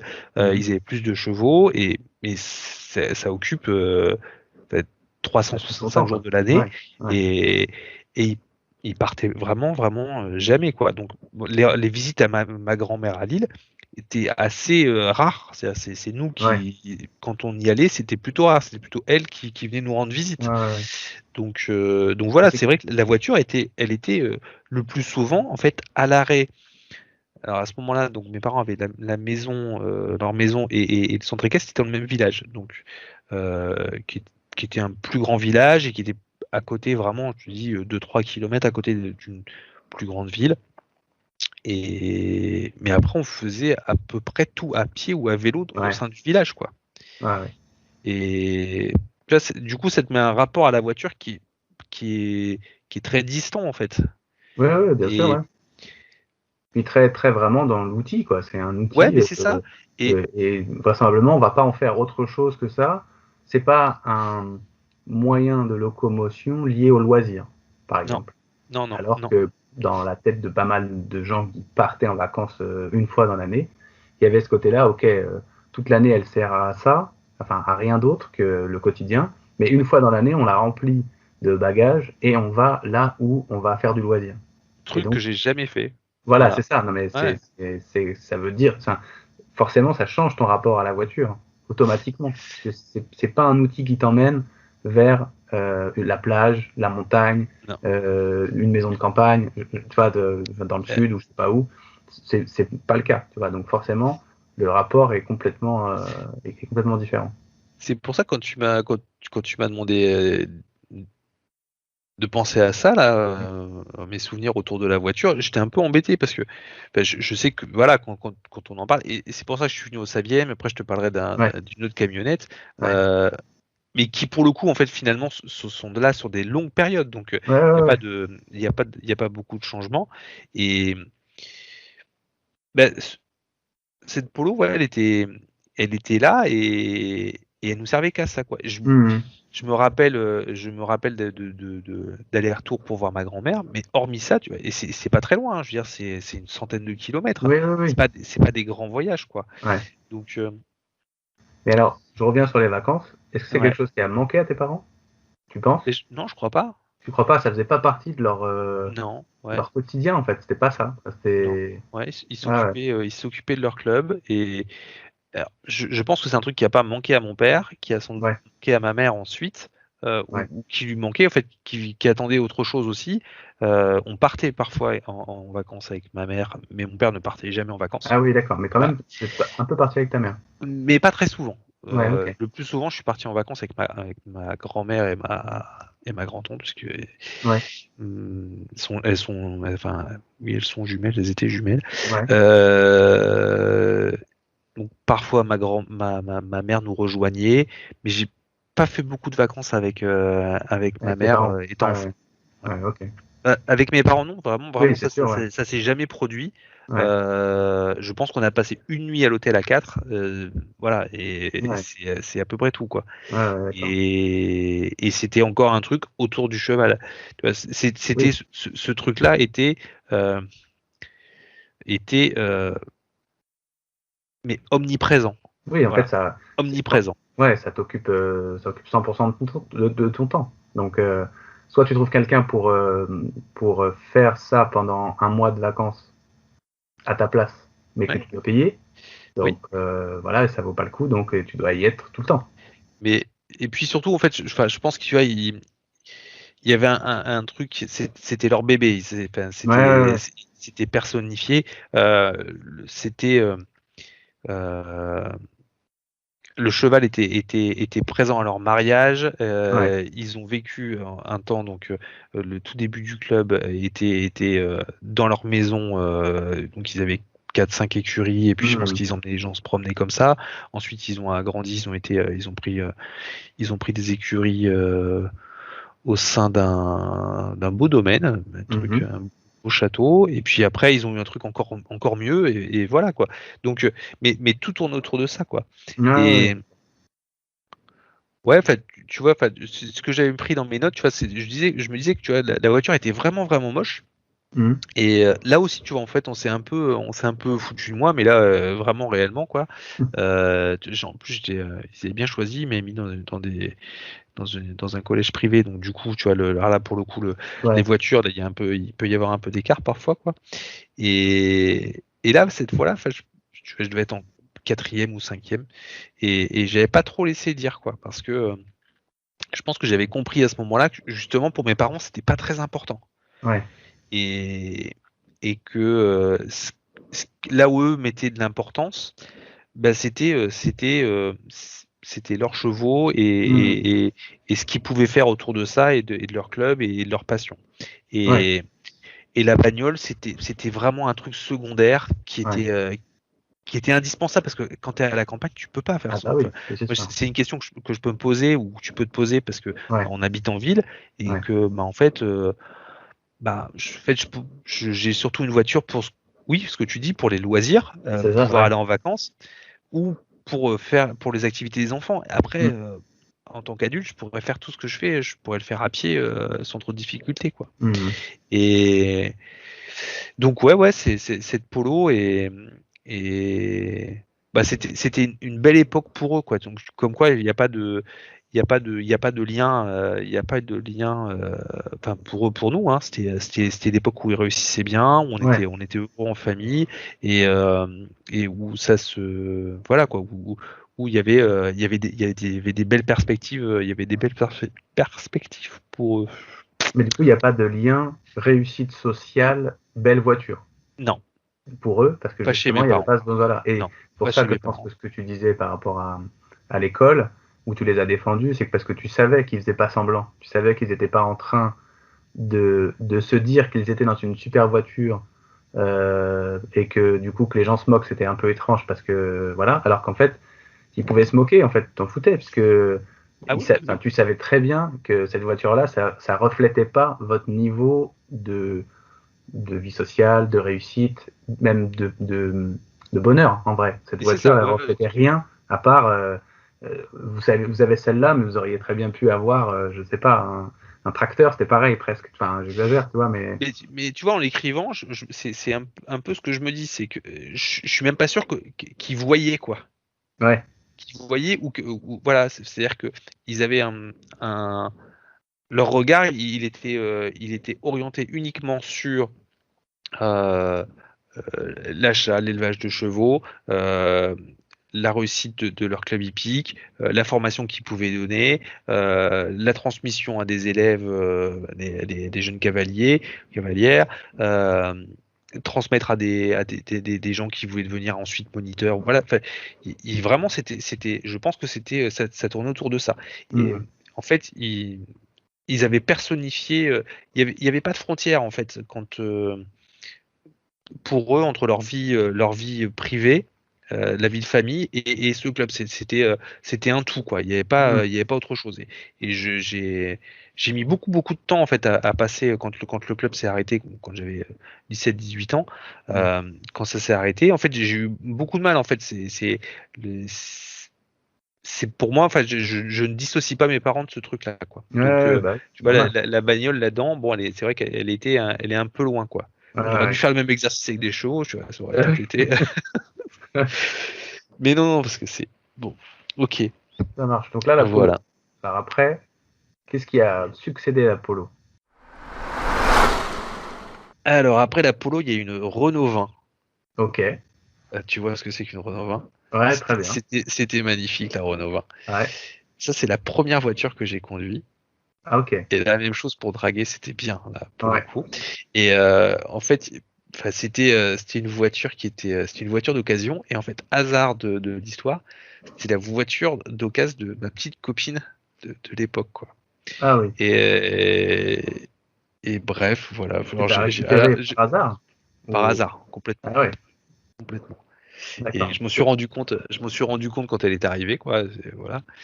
Et mes parents connaissaient ses parents à ses filles. Ouais. Donc, voilà, je sais pas, ils ont pas fait le lien. Et la voiture est arrivée un beau jour comme ça.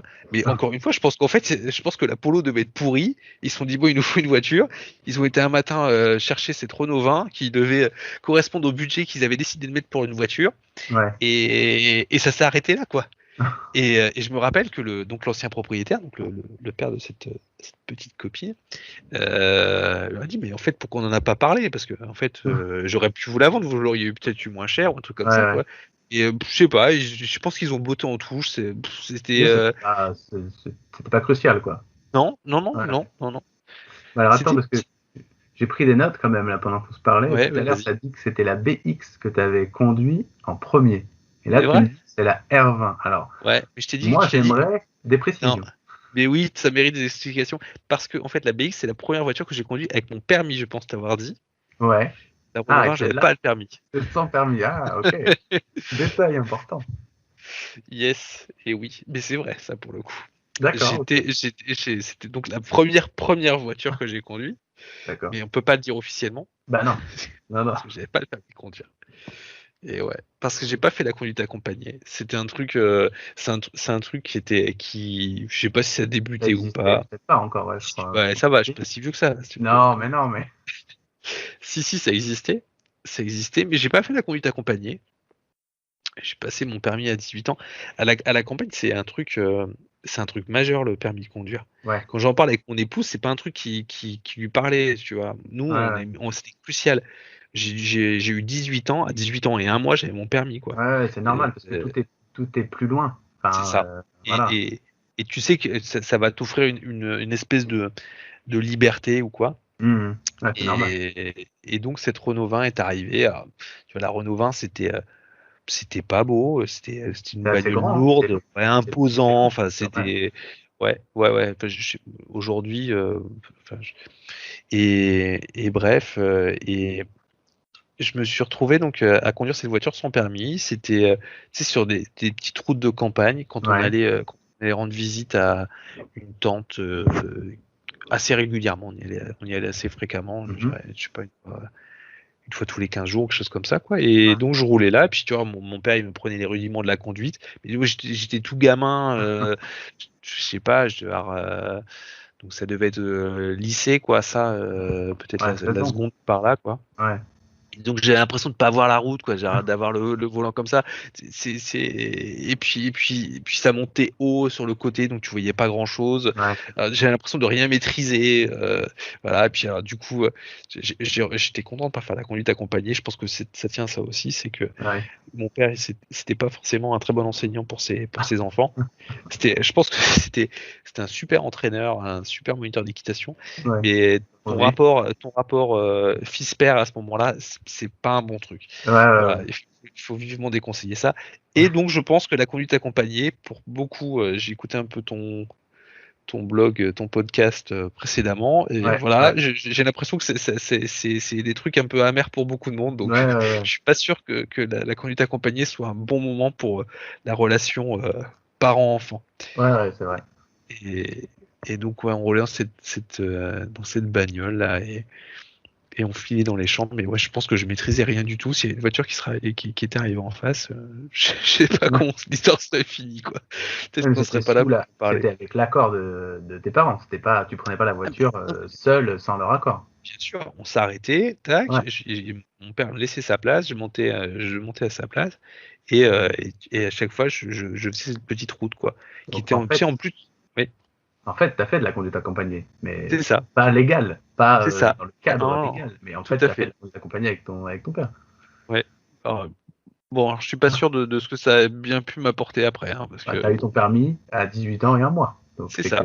Et du premier coup, Et du premier coup, ouais. bah, tu vois, donc, il y a quelque chose quand Ouais, même.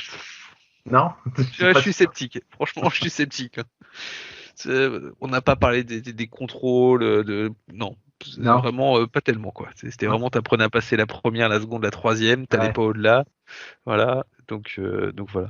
Mais je me rappelle avoir répondu. On avait un questionnaire au début de l'inscription à l'école de l'auto-école où Ouais. j'avais dit oui, j'ai déjà conduit quoi. Et le mec m'a dit mais je Mais pense qu'on était nombreux à avoir fait ça quoi. Il y avait un côté un peu provoque. est-ce qu'à la j'ai campagne, c'est pas quelque chose qui arrive plus souvent qu'en ville, ce côté justement, bah tiens, prends la voiture, prends le volant pour faire les 15 mètres qui restent pour rejoindre je sais pas quoi, non? Pour la voiture, je sais pas. Après, il y a un truc, c'est que pour les parents pour les enfants qui avaient des parents agriculteurs, en fait, Ouais. le tracteur, ça se conduit sans permis. Et à partir de Ouais, 16 ans, ouais. tu as le droit de conduire un tracteur. Ouais. Donc, bon, Oui, il y a peut-être un truc, ouais, où c'est pas un bon truc pour apprendre à conduire, hein, parce oui, que c'est pas exactement la même chose. Mais tu tiens un volant, tu passes des oui, mais vitesses, c'est ça. Non, mais tu vois, il y a quand même un. t'as compris l'aspect technique de la conduite. Et Ouais. après, par contre, le côté sécurité, Ouais. c'est Ça, comprendre c'est comment encore ça autre chose. fonctionne. Bon, voilà, je vais pas critiquer la conduite Ouais. en campagne.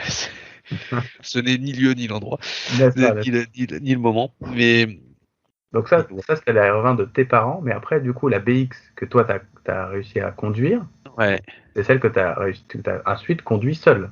Oui, mais ponctuellement, tu vois, c'était une voiture Ouais. qui était mise au garage et que j'empruntais à l'occasion quand j'étais étudiant. Mhm. Je voulais sortir un peu plus loin ou voilà. Enfin, franchement, elle m'a pas beaucoup servi, quoi. Mais c'était pas Parce ta voiture. Pour non, l'instant, ça n'a jamais été ma c'est des voiture. Non, voitures non, que tu as empruntées. j'ai eu ma propre voiture, je l'ai eu assez tardivement. D'accord. Ouais, j'ai pas eu ma propre voiture avant mes 21 ou 22 quoi, je dirais. Oui, parce que tu avais des voitures à disposition et que Ouais, tu puisqu'après pouvais. après il y avait pas de besoin quoi. Ouais, ouais, c'est ça, ouais. Donc, la Renault 20 en fait c'était à l'époque du lycée. T'es à la campagne en fait, donc du coup en fait t'as beaucoup de copains qui ont des voitures. Ouais. Donc t'es assez t'es vite mobile quoi. Oui, puis il y a du Euh, covoiturage, beaucoup. Non, non, mais c'est ça. Donc, et- alors, j'allais au lycée, j'allais en bus scolaire, donc il n'y avait pas besoin de voiture. Après, quand tu arrives dans des âges première, terminale, les gens commencent à avoir des voitures, et du Mhm. coup, tu te mets avec tes copains, donc j'avais pas de besoin de voiture particulièrement, quoi. Ouais, ouais, Et donc ça s'est pas vraiment présenté. ouais. Euh, et c'est pas plus mal, parce que finalement, question drague, venir en R20, c'est pas un bon truc. Voilà. Ouais, ouais. Bah, Faut le après, c'est le dire. fait d'avoir Tu une mises pas voiture. là-dessus. Tu peux pas miser là-dessus. Non, mais le fait d'avoir le permis et d'avoir une voiture, parfois, suffit. Même si c'est une Renault 20, même si c'est une BX, etc., ça peut juste suffire quand même, il vient me chercher en voiture. Ouais, je sais pas. Enfin, Ouais. sincèrement, là encore une fois, tu vois, rapport à la voiture, à l'image de la voiture, je trouve que tous les gens qui m'entouraient, tout mon groupe de copains Mhm. de l'époque, ils avaient tous des bagnoles qui étaient plutôt pas mal, tu vois, des petites Clio, des petites Twingo, des Ouais. petites Renault 5, des trucs qui étaient plutôt bien, qui étaient à eux. J'avais pas ça, donc ouais, bof quoi. Et Ouais, ouais. je sais pas trop si je me rappelle pas trop avoir emprunté la voiture de. Alors pour le coup, c'était la voiture de mon père, la Renault 20, parce que Ouais. c'est la voiture qu'il avait qu'ils avaient quand ils se sont séparés, quand mes parents se sont séparés, et la Ouais. voiture, mon père l'a gardée. Donc D'accord, ouais. voilà quoi. Donc je mets plutôt ça pour sa voiture. Ouais. Et mais ouais, c'est pas une bagnole que j'ai beaucoup utilisée après, quoi. Voilà, mais c'est la voiture avec laquelle il m'a emmené passer mes épreuves du bac, Ouais. euh, mes euros, ce genre de trucs. Donc Ouais, ouais, c'est une voilà, voiture quoi. quand même marquante. Enfin, qui était. C'est une voiture marquante, oui, c'est une Ouais, voiture ouais. marquante. Mais aussi, tu vois, là pour le coup, c'est pas un truc qui ravive des bons souvenirs, cette bagnole-là. Ouais, ouais. C'est plutôt une voiture qui, voilà, bah, donc c'est la fin du couple de mes parents, Ouais, c'est ils vont une se période. séparer. Ouais. C'est le moment aussi où ils vont arrêter le club. Ouais. Voilà, donc c'est pas une voiture, c'est pas une voiture qui ramène des souvenirs très joyeux, quoi. Ouais, ouais, ouais. Elle correspond pas à une période, en tout cas, Non. Peut-être qu'à l'intérieur de cette période-là, il y a eu des trucs sympas qui ont eu lieu avec cette voiture. Et oui, bien sûr, parce Possible. que même chose, Mais parce dans que en fait, l'ensemble, tu vois, c'est bah, parce que le temps n'a pas la même valeur quand t'es ado et ouais, que donc cette voiture a dû arriver quand je devais être en quatrième où mes parents étaient bien en couple et ça se passait bien ouais, et puis ouais, c'était ouais, une bonne dynamique et qu'effectivement il y avait plutôt un sentiment de bonheur ou de plénitude familiale mm, et cette voiture elle est là jusqu'à mon BTS quoi. Donc tu vois ouais, c'est quand même ouais, un c'est temps un très très temps large incroyable. quoi. Ouais. Un temps très très large quoi. Et avec différents sentiments mais du coup en fait justement quand tu veux faire un rapprochement voilà, c'est plutôt quelque chose qui est qui est pas un très bon souvenir quoi Ouais, en fait. ouais. Puisque bah, malheureusement en fait les mauvais souvenirs vont peut-être prendre Oui, pas sur autre chose quoi. En bah tout ouais, cas, forcément. quand tu me demandes de me souvenir par rapport à une voiture, Ouais, c'est plutôt heureux ou malheureux quoi. J'ai l'impression que je suis ouais, assez, ouais, voilà, c'est comme ça que ça fonctionne avec moi quoi. ouais. Voilà cette petite Renault 20. Ok, ça marche. Donc ça jusqu'au BTS. Ah, Euh, attends, parce qu'on va faire un petit peu de marche arrière quoi. ah, allons, vas-y, vas-y. Tu veux bien, je t'ai dit, je vais pas être très chronologique parce Vas-y, que vas-y, ça là, me va. donc, tu vois, je t'ai parlé du camion et donc je me disais en fait, tu vois, dans les couples de notre époque, nous là, la génération des 40 ans là aujourd'hui là, nos parents ils avaient presque tous deux voitures quoi. Tu vois, les Mm, couples étaient quand même souvent avec deux voitures. Je sais pas si c'est encore très vrai aujourd'hui ou pas. Je ouais, sais pas. Je regarde autour de moi, c'est peut-être un petit c'est moins peu, vrai, mais c'est vrai qu'il y avait la peu voiture de moins vrai. monsieur et la voiture de madame, un peu. C'est vrai. Ouais. Bah, enfin, en tout cas, c'est comme ça que je vois les trucs. Et chez nous, en fait, on avait le camion pour mon père, on avait la camionnette pour ma mère. Tu vois, Ah oui, elle avait sa petite camionnette. c'est Ouais. ça, oui. Ça, c'est vraiment, c'est vraiment par ta demande que j'ai repensé à ça. Et donc, Ouais. c'était un J7. Tu parlais de J5 tout Ah, à l'heure, mais tu le vois, J7, ouais. c'était au-dessus, tu vois. Là-dessus, ouais, encore. Et c'était même chose, un truc qui servait pour transporter les chevaux. Ouais. Et donc ça, même chose, tu vois, c'est à peu près la même époque, c'est l'époque du fin de collège, début de lycée, quoi. Mhm. Et donc cette camionnette là, c'était un truc couleur sable, un peu moche. C'est toujours tout poussiéreux. Euh, Bah, et tout des poussiéreux sales parce que tu transportes des chevaux, donc j'imagine que c'est pas ouais, des choses que tu peux laisser mais propres pas très longtemps, tout, non? quoi, tu vois. Hein? C'est pas des choses que tu peux laisser propres très longtemps, j'imagine. Ah, Je me rends compte. ça salit vite, puis surtout tu nettoies pas souvent, quoi. Bah ouais, c'est ça, ouais. Ça tient surtout à ça. Sinon, il y a un côté un peu éternel recommencement. Ouais, ouais. Et, et en plus de ça, il polluait comme c'est pas permis. Il faisait des nuages de Ouais. fumée avec un bruit assez caractéristique et mais tellement reconnaissable que en fait, quand le moteur démarrait, tu vois, et tu sais, avais des portes coulissantes, tu vois, sur les J5 Ouais. et J7, là, c'est des portes que tu reculais. Et le truc tournait, il faisait un bruit un peu, je pense que c'est une histoire de courroie de distribution, un Mm. truc comme ça, je suis pas très bon en mécanique. Et notre chien de l'époque, quand il entendait ça, il détalait et il allait s'installer dans la camionnette de peur de rater un truc, quoi. Tu vois, Ah ouais. ils vont sur un déplacement, quoi, et tellement le truc, il avait un bruit caractéristique, quoi. Ouais, ouais. Et, et donc, pourquoi je parlais de ce J7? Je vais m'en rappeler parce que c'était le camion enfin la camionnette de mes premières compétitions. En fait, je commençais à avoir un bon Ah petit niveau oui. à ce moment-là. Ouais. Et tu vois, on mettait deux chevaux à l'arrière, donc c'était parfait, quoi. Le gros camion, bon, c'était quand on partait en bande et tout Ouais. là. Et là, bah, tu mets deux chevaux, quoi. Donc on était deux, trois à commencer à avoir un petit niveau un peu sympa et donc on partait souvent, surtout avec un copain et on partait assez souvent. Mhm. Et tu vois, donc cette camionnette, moi je l'utilisais comme vestiaire, tu vois, les sportifs, Ouais. tu vas au vestiaire, mais Ouais. tu fais d'équitation, il n'y a pas de vestiaire, tu te changes où tu peux. Et bref, la tenue est pas toujours super saillante, donc bon, tu essaies de faire un peu autrement. Et bref, et c'est la camionnette de ma première vraie compétition, tu vois. Donc, Ouais. euh, on est parti. Là, c'est pas ma mère qui conduit ce truc-là, mais j'ai plutôt des souvenirs avec ma maman de cette camionnette. Et là, en fait, c'est mon père qui m'emmène. Et on part là-bas, quoi. Et je sais pas grand-chose en fait de où on va et tout ça. Je sais pas, je me suis pas bien renseigné. Je sais que enfin bon, après un concours épique, c'est un concours épique. Hein. Ouais. Voilà, c'est comme n'importe quelle compétition.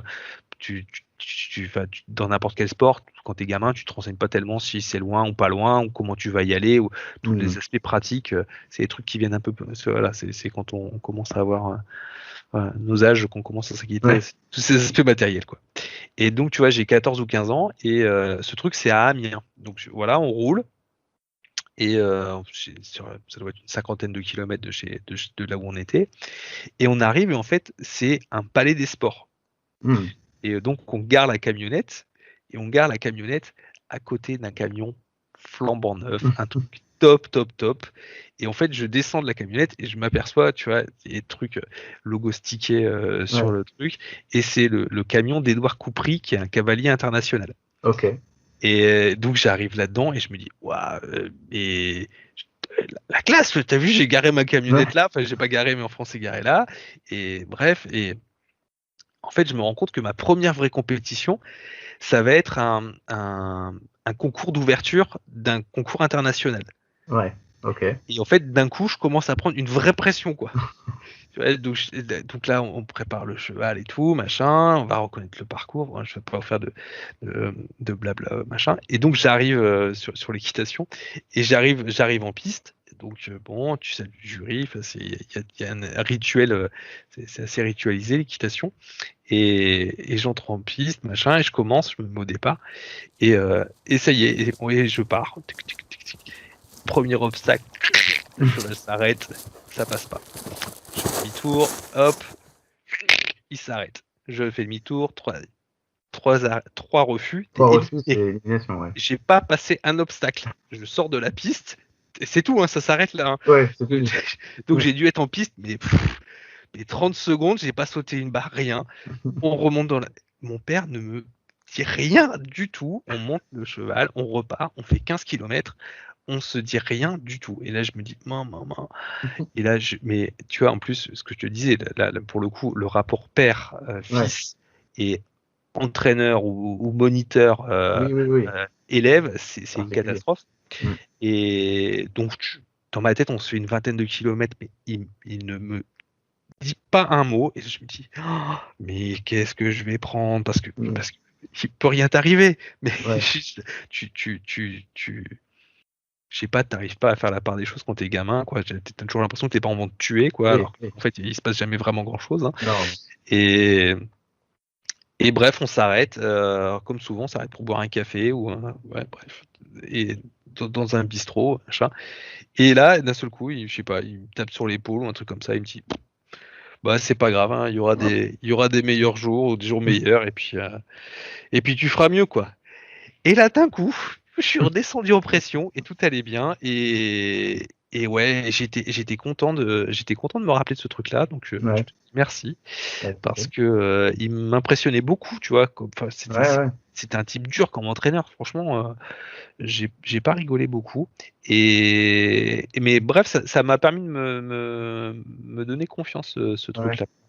Et parce que lui, c'était quelqu'un qui était fort en équitation, au-delà d'être moniteur et responsable d'un centre équestre, est-ce que c'est quelqu'un qui donnait justement des cours pour ou c'est que avec toi? Non, c'était pas un grand compétiteur, mais je pense que c'était un bon enseignant. C'est quelqu'un qui a mais là je les mets tous les deux. Mes parents ont généré beaucoup de passion ensuite chez d'autres. Et c'était quelqu'un qui aimait profondément les chevaux et qui savait s'en occuper. Alors voilà, et il était reconnu pour ça, c'est-à-dire que parfois des chevaux à difficulté ou quelqu'un qui était en difficulté avec un cheval venait chez nous et mes parents s'en occupaient et ils arrivaient à en faire quelque chose. Donc voilà, non, ils étaient, c'était des gens qui tu vois, le truc de laisser sa chance et voilà, qui laissaient leur chance et qui parfois transformaient chevaux, alors pas en bête de compétition, mais quand même quoi, des chevaux qui étaient dangereux ou qui avaient eu pris peur, ils arrivaient à en faire quelque chose qui était plutôt bien quoi. Et puis ce côté, oui, transmission de passion vers d'autres quoi. Ouais. Voilà notre histoire de J7. Ouais, ok, très bien. Et donc c'était plutôt ta mère, mais malgré tout, un de tes souvenirs le plus fort, finalement, c'est ce jour de compète. Ben ouais. Parce que c'est un peu un truc mais différent. parce que j'étais pas parti de ça, parce que quand tu m'as demandé, j'ai pris des notes et vraiment j'étais parti sur ce truc de ma mère qui conduisait cette camionnette avec son chien, etc. Voilà. Ouais. Et finalement c'est ce truc-là qui est remonté au final. Et malgré tout, ça veut dire qu'elle participait à son niveau avec sa camionnette au transport des chevaux. Énormément. Voilà, exactement. Non mais énormément et même c'est assez ingrat en fait parce que finalement en fait mon père s'est occupé de moi après plutôt comme entraîneur mais toute ma phase d'apprentissage et c'était plutôt ma mère mais le truc c'est comment se constituent les souvenirs c'est assez étrange. Voilà, pourquoi est-ce que je me rappelle de ça alors que ma mère était plutôt ma confidente, j'avais du mal à parler avec mon père parce que justement il y avait cette relation d'entraînement qui était nuisible, je pense à une bonne relation père-fils. Et voilà, mais parce qu'on, je ne sais pas pourquoi ce souvenir-là, parce que finalement ce truc était, il a pas eu la bonne. Est-ce qu'il a eu la bonne attitude ou pas à ce moment-là? J'en sais rien. Disons que peut-être que j'attendais de son intention et que le fait qu'il m'ait dit un petit mot qui était finalement un mot gentil à la fin était l'attention que j'attendais et qu'il aurait dû me donner avant, quoi. Bon après, voilà, c'était pas quelqu'un de simple. Que veux-tu?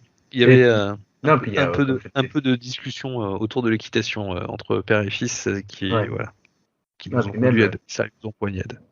Peut-être que ta mère aussi c'était le quotidien et que ton père c'était plus des choses exceptionnelles. Enfin, oui, peut-être. Il sortait du quotidien. Et peut-être. C'est ça qu'on retient plus. Oui, non, mais oui, sans doute, oui. Sans doute. Et puis assez aussi parce que après je sais que la compétition parce que ça tourne beaucoup autour de ça entre lui et moi et qu'après ça s'est plutôt bien passé quoi. Donc voilà, il fallait peut-être passer par là, que c'était un peu un baptême du feu pour faire autre chose quoi. Et puis et que nos relations se sont détendues aussi une fois que finalement moi j'ai progressé et que je pense que je devais être au niveau de ses attentes, ça s'est un peu apaisé aussi entre lui et moi et puis ça je devais avoir 14 ans et que les relations entre parents et enfants à ce moment-là c'est pas simple. Voilà, bon c'est un peu mon actualité aussi. Pour tout le monde. Enfin, pour nous en tout cas. Attends, donc là on est le J7. Allez, vas-y. J'essaie de reprendre un petit peu. Donc la chronologie, la voiture que tu conduis, 18 ans, nanana. Donc là on va rebasculer. On est donc alors attends, tes parents se sont séparés. Donc ton père garde la R20. Et toi c'est celle que tu conduis et après tu conduis la BX. Mais après est-ce qu'il y a une autre voiture que tu conduis? Alors après il y a la BX effectivement, les années où je suis étudiant mais où en fait j'ai pas besoin de voiture parce que en fait, je vis en ville et donc j'ai pas besoin de voiture. Tu vis en ville, là. À ce moment-là tu vis en ville. Bah, je suis étudiant en fait. Tu vois la BX c'est la voiture de ma grand-mère qui habite à Lille et moi je viens faire mes études à Lille. Donc je viens l'emprunter à l'occasion quand j'en ai besoin mais c'est assez peu fréquent quoi à vrai dire. Et ma mère vient habiter à Lille aussi à ce moment-là pour reprendre une formation parce que ils viennent de divorcer donc il faut qu'elle retrouve un travail et que ça fait longtemps qu'elle est monitrice d'équitation qu'il faut qu'elle fasse autre chose donc voilà donc en fait là en termes d'automobile c'est une grande parenthèse c'est-à-dire c'est les années d'études et il n'y a pas de voiture quoi je suis sans voiture j'utilise celle des copains j'utilise un peu la voiture de ce qui était ma copine de l'époque et donc et donc voilà quoi. Et j'ai pas besoin d'automobile à ce moment-là quoi. T'en as pas besoin aussi parce que tu deviens étudiant dans une grande ville. Ouais, c'est ça. Et peut-être aussi sortir dans les bars et dans les trucs de l'île, ça suffit en fait. Hein. Exactement. Ouais. Et après, j'utilise beaucoup le train, tu vois, parce que Ouais. je fais les allers-retours pour aller voir mon père, donc je prends le train et j'ai une copine qui a une voiture. Mhm. Et donc, tu vois, j'ai pas besoin de bagnole à ce moment-là. Mhm. Et en fait, je vais être comme ça sans voiture pendant 2-3 ans, je pense, parce que je me suis acheté une Ford Escort. C'est ma première vraie voiture. Et C'est celle donc que là, t'achètes. Hein C'est la première voiture que t'achètes. C'est la première voiture que j'achète. Ouais. Et je l'achète en commun avec mon frère. Puisqu'on est à ce moment-là tous les deux étudiants à Lille. Mhm. Et donc moi, je suis plutôt à la fin de mes études, tu vois. Je suis plutôt à la fin de mes études et à la fin de cette relation aussi d'ailleurs avec cette fille donc qui me promenait un peu en voiture. Et voilà quoi, cette Ford Escort, en fait j'ai adoré cette bagnole parce que c'était ma première voiture déjà. Ouais. Et elle était pas très très belle, mais enfin, comme les Ford Escort quoi. Et on disait là le truc des portières qui coinçaient, là il fallait ouvrir le coffre avec un petit tournevis, donc j'avais un petit tournevis pour ouvrir le coffre. Et c'est ta voiture. C'est ta ouais, première c'était ma voiture, bagnole. donc il y a quand même un sentiment différent. Et puis c'était la voiture un peu, tu vois, où j'ai gagné un peu de liberté. J'avais installé mon mini disque. J'avais tout un système pour installer mon mini disque, écouter ma musique en voiture. Tu vois, ma mère habitait à ce moment-là. Elle avait quitté Lille. Donc, désolé pour le. Il y a beaucoup de mouvements. Oui. C'est dans un petit périmètre, mais il y a beaucoup de mouvements. Et donc ma mère avait quitté Lille pendant que j'étais en études ici. Donc j'avais mon appartement et on faisait les allers-retours où elle était jusque là où elle était à l'époque. Et ouais, c'était vraiment la voiture qui symbolisait un peu la liberté, quoi. Tu vois,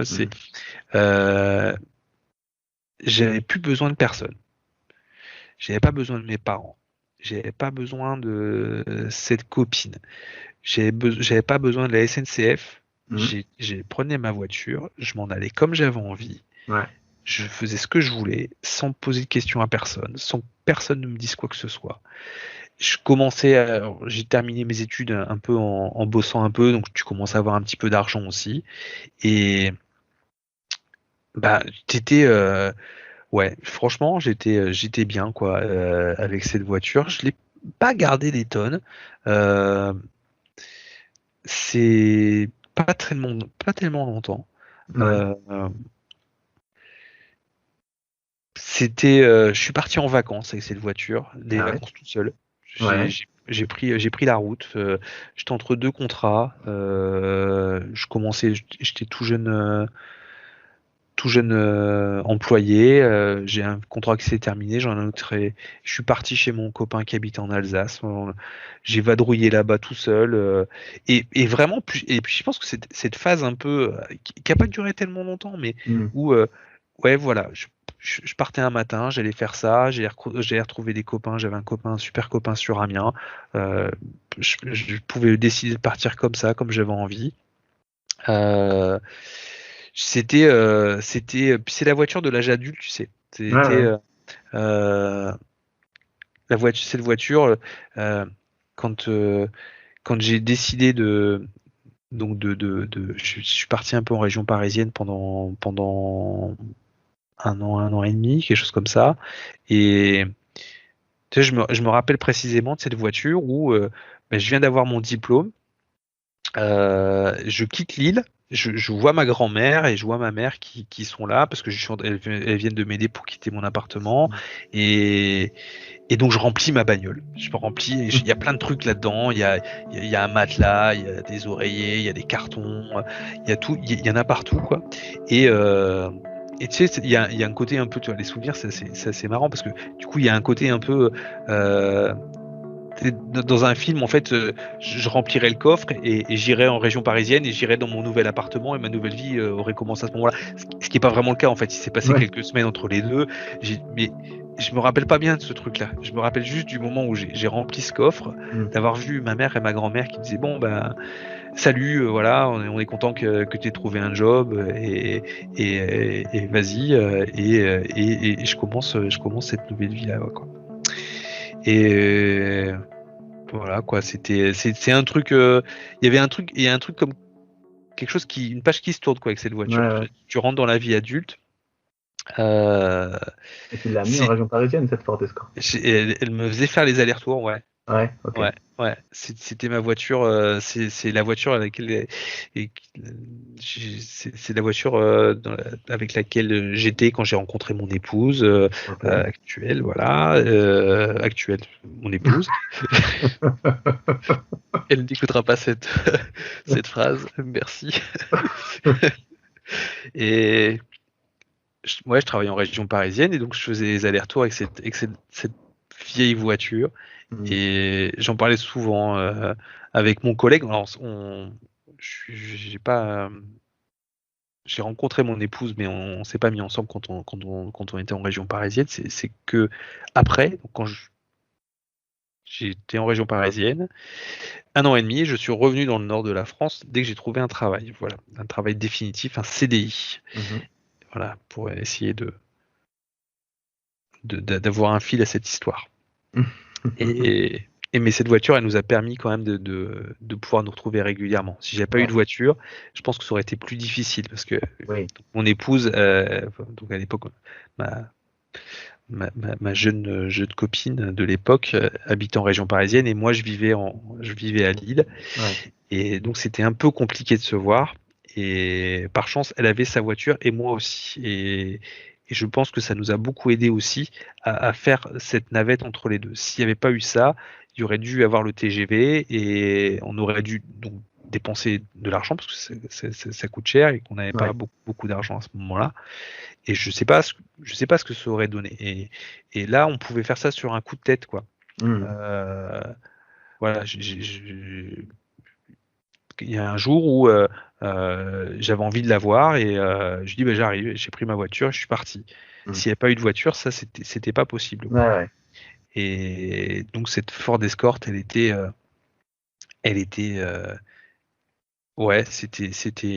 une top voiture quoi. Ouais, elle vous a rapproché. Ça nous a rapprochés.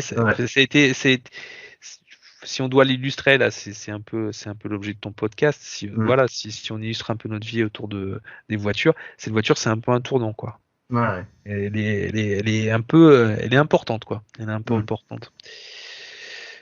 Voilà ce que je pouvais te dire sur ma Ford Escort. Alors après, donc là, il y a quelqu'un qui vient de rentrer dans ta vie à ce moment-là. Donc si je suis bien le parcours, tu es en Ile-de-France, puis tu rentres à Lille parce que tu as un CDI. Ouais, c'est ça. Donc là, tu n'as peut-être plus trop besoin de voiture, même si tu en as besoin pour faire les allers-retours, pour rejoindre ta future épouse en région parisienne.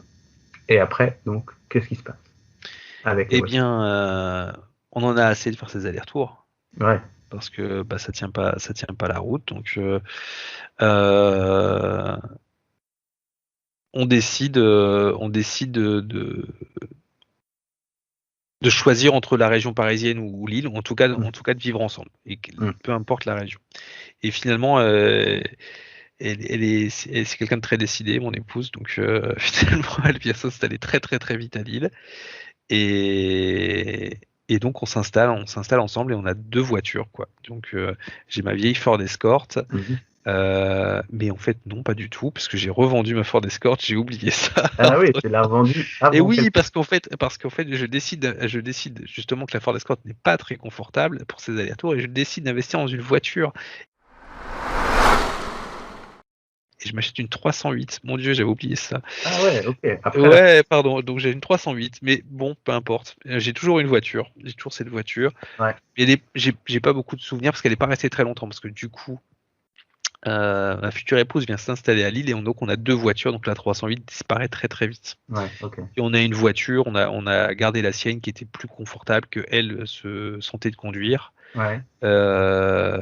Et et voilà, donc parce que la 308 elle l'aimait pas trop, et puis on a vu j'ai eu des soucis mécaniques avec, donc je voulais pas la garder, quoi. Et donc il fallait qu'on ait une voiture parce que là on arrivait d'abord, on avait envie d'être libre et d'aller se promener comme on voulait, ça c'est bien. Elle connaissait pas tellement cette région, donc ça permettait aussi de se promener dans le coin, ça permettait d'aller voir ses parents, ses amis. Qui était quand même à 250 km, donc il fallait faire les allers-retours, et définitivement en fait la voiture c'est quand même beaucoup moins cher que le train quand tu veux faire ces allers-retours là assez régulièrement. Donc et c'était quoi cette voiture justement? C'était je me rappelle plus, une Ford Fiesta. Ford Fiesta. Ouais, ok. Ford Fiesta grise. Voilà, mais c'était sa voiture, donc moi je la conduisais, mais c'était sa voiture. Ouais. T'as dû la conduire aussi. Ouais, mais je me rappelle de cette voiture pour nous avoir emmenés en vacances du côté d'Amsterdam. Je m'en rappelle pas bien. Puis en fait, on a été un couple on a été assez vite en fait. Donc assez rapidement, je l'ai demandé en mariage. Donc c'était un an après que notre relation a commencé. Je l'ai demandé en mariage. Et donc en fait on a commencé à s'installer dans la vie, quoi. Donc cette voiture elle a vite disparu, et c'était sa voiture, et en fait on a vite eu la voiture du couple, et donc tu vois, au bout de 2 ans de relation on s'est mariés, quoi. Donc c'est un temps très court en tout cas c'est un temps très court, je trouve. Il n'y a pas de jugement là-dedans, je suis satisfait de ce qu'on a fait. Mais donc la Fiesta a vite disparu en fait. Elle a disparu parce qu'après on a voulu avoir les choses en commun. Et donc une voiture qu'on ait choisie tous les deux. J'avais un appartement à Lille, elle était venue s'installer dans l'appartement à Lille. Et même chose, on a vite quitté l'appartement parce qu'on voulait avoir quelque chose qu'on a choisi à deux. Et voilà, enfin, je pense comme la plupart des couples, au départ tu t'agrèges les choses de chacun et ça fait 2 individualités. Puis après, désolé pour cette métaphore ou cette analogie un peu pourrie, mais voilà, t'agrèges les choses et puis après finalement ça s'arrête et t'achètes les choses en commun, quoi. Et tu prends un appartement en commun et puis donc les voitures arrivent en commun aussi, quoi.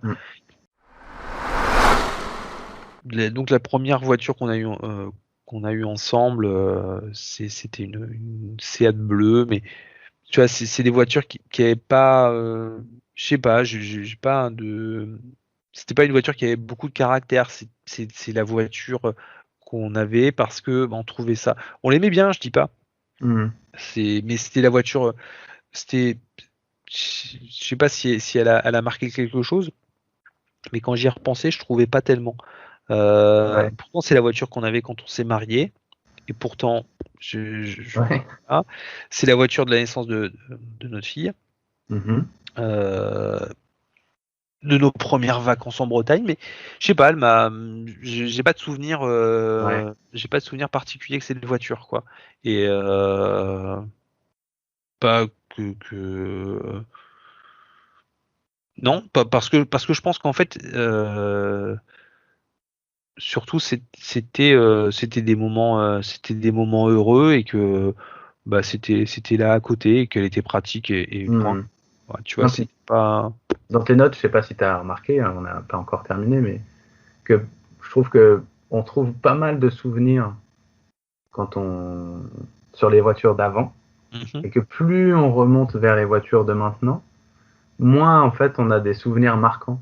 Enfin, sauf si évidemment il y a eu un accident ou un truc exceptionnel, etc. Mais sinon, j'ai l'impression que plus on remonte le fil, moins on a de choses à raconter, à part c'est la voiture qu'on avait tous les jours. C'était notre voiture de tous les jours, donc rien d'exceptionnel. Mais en vrai, peut-être dans 20 ans, tu me parleras de cette voiture-là avec d'autres souvenirs qui seront différents. Ouais, je sais pas.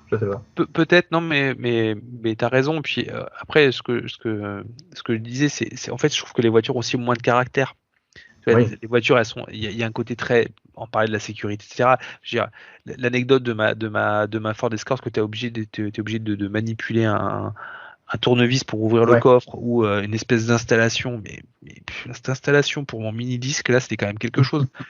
La corde au bas, tu montes dedans, t'as une ouverture à distance, tu fermes les portières, pouf pouf, t'as un bruit étouffé de fermeture de portière très rassurant, t'as des airbags partout. Oui, voilà, c'est quand même archi confortable et ouais, c'est pas. Mais t'as raison parce que tu vois là pour le coup, il y a une voiture qui est arrivée après qui est un monospace familial, un Zafira, c'est juste une voiture moche, mais pour le coup qui moi m'a marqué parce qu'en fait on a eu beaucoup de problèmes avec cette voiture. On a eu des accidents qui ont été qui m'ont fait peur. Et pour le coup, ça c'est vrai que du coup t'as quelque chose qui est assez marquant quoi autour de cette voiture. Voilà, mais oui, ça tourne autour d'événements particuliers quoi. Sinon en fait finalement peut-être aussi c'est l'exercice que tu nous demandes, c'est-à-dire que on a une position dans la voiture où on est jeune enfant ou ado ou du coup le rapport à la voiture est autre chose et peut-être que là en tant qu'adulte là du coup moi j'ai un rapport assez utilitaire à la voiture quand même. Et alors attends, donc on reparlait là on était passé de la Seat, on est passé au Zafira. Donc Zafira, voiture familiale. Assez LED. Et donc quelques accidents ou un accident. Ah non, plusieurs. Plusieurs. Ouais, j'ai un côté assez superstitieux avec les voitures, moi. Et en fait, cette voiture, c'est une voiture qu'on avait achetée pour la naissance de mon fils. On trouvait que la Seat était un peu petite, le coffre et tout, tu vois, côté très matériel de la chose, mais en même temps, voilà, on estimait qu'on avait besoin d'un plus grand coffre, donc on s'achète un monospace, qui était un truc en plus un peu à la mode là. Les SUV n'est pas encore cartonné comme ça. Bon, c'est pas non plus c'était il y a 10 ans quoi donc et donc on a eu un premier accident en fait où j'étais en train de descendre mon fils de la voiture et je le détache, j'ai la portière qui est ouverte et en fait il y a une voiture qui est arrivée et qui a percuté la portière. Il devait rouler je sais pas à 50-60 km/h et j'ai eu la peur de ma vie quoi. On aurait pu être percuté nous. Lui et moi, si je l'avais sorti de mes bras, voilà, j'étais, je sais pas, 20 cm plus loin. J'ai eu des morceaux de rétroviseur. Le type a cassé son rétroviseur sur ma portière. La rétroviseur a explosé. J'ai reçu des morceaux comme ça. La portière était complètement retournée. Et ça m'a mis dans une colère mais noire. Et tu vois, le rapport à la voiture et justement à ça, à ce côté de ce que ça peut renvoyer de toi dans ta attitude de stress, d'impatience, bon. Et j'étais furieux. Et je pense que j'aurais pu. Je suis pas quelqu'un de bagarreur, mais j'aurais pu être violent parce qu'il s'en fichait quoi. Il n'avait pas pris la mesure du truc, je pense, et ils s'en fichaient. Et bon.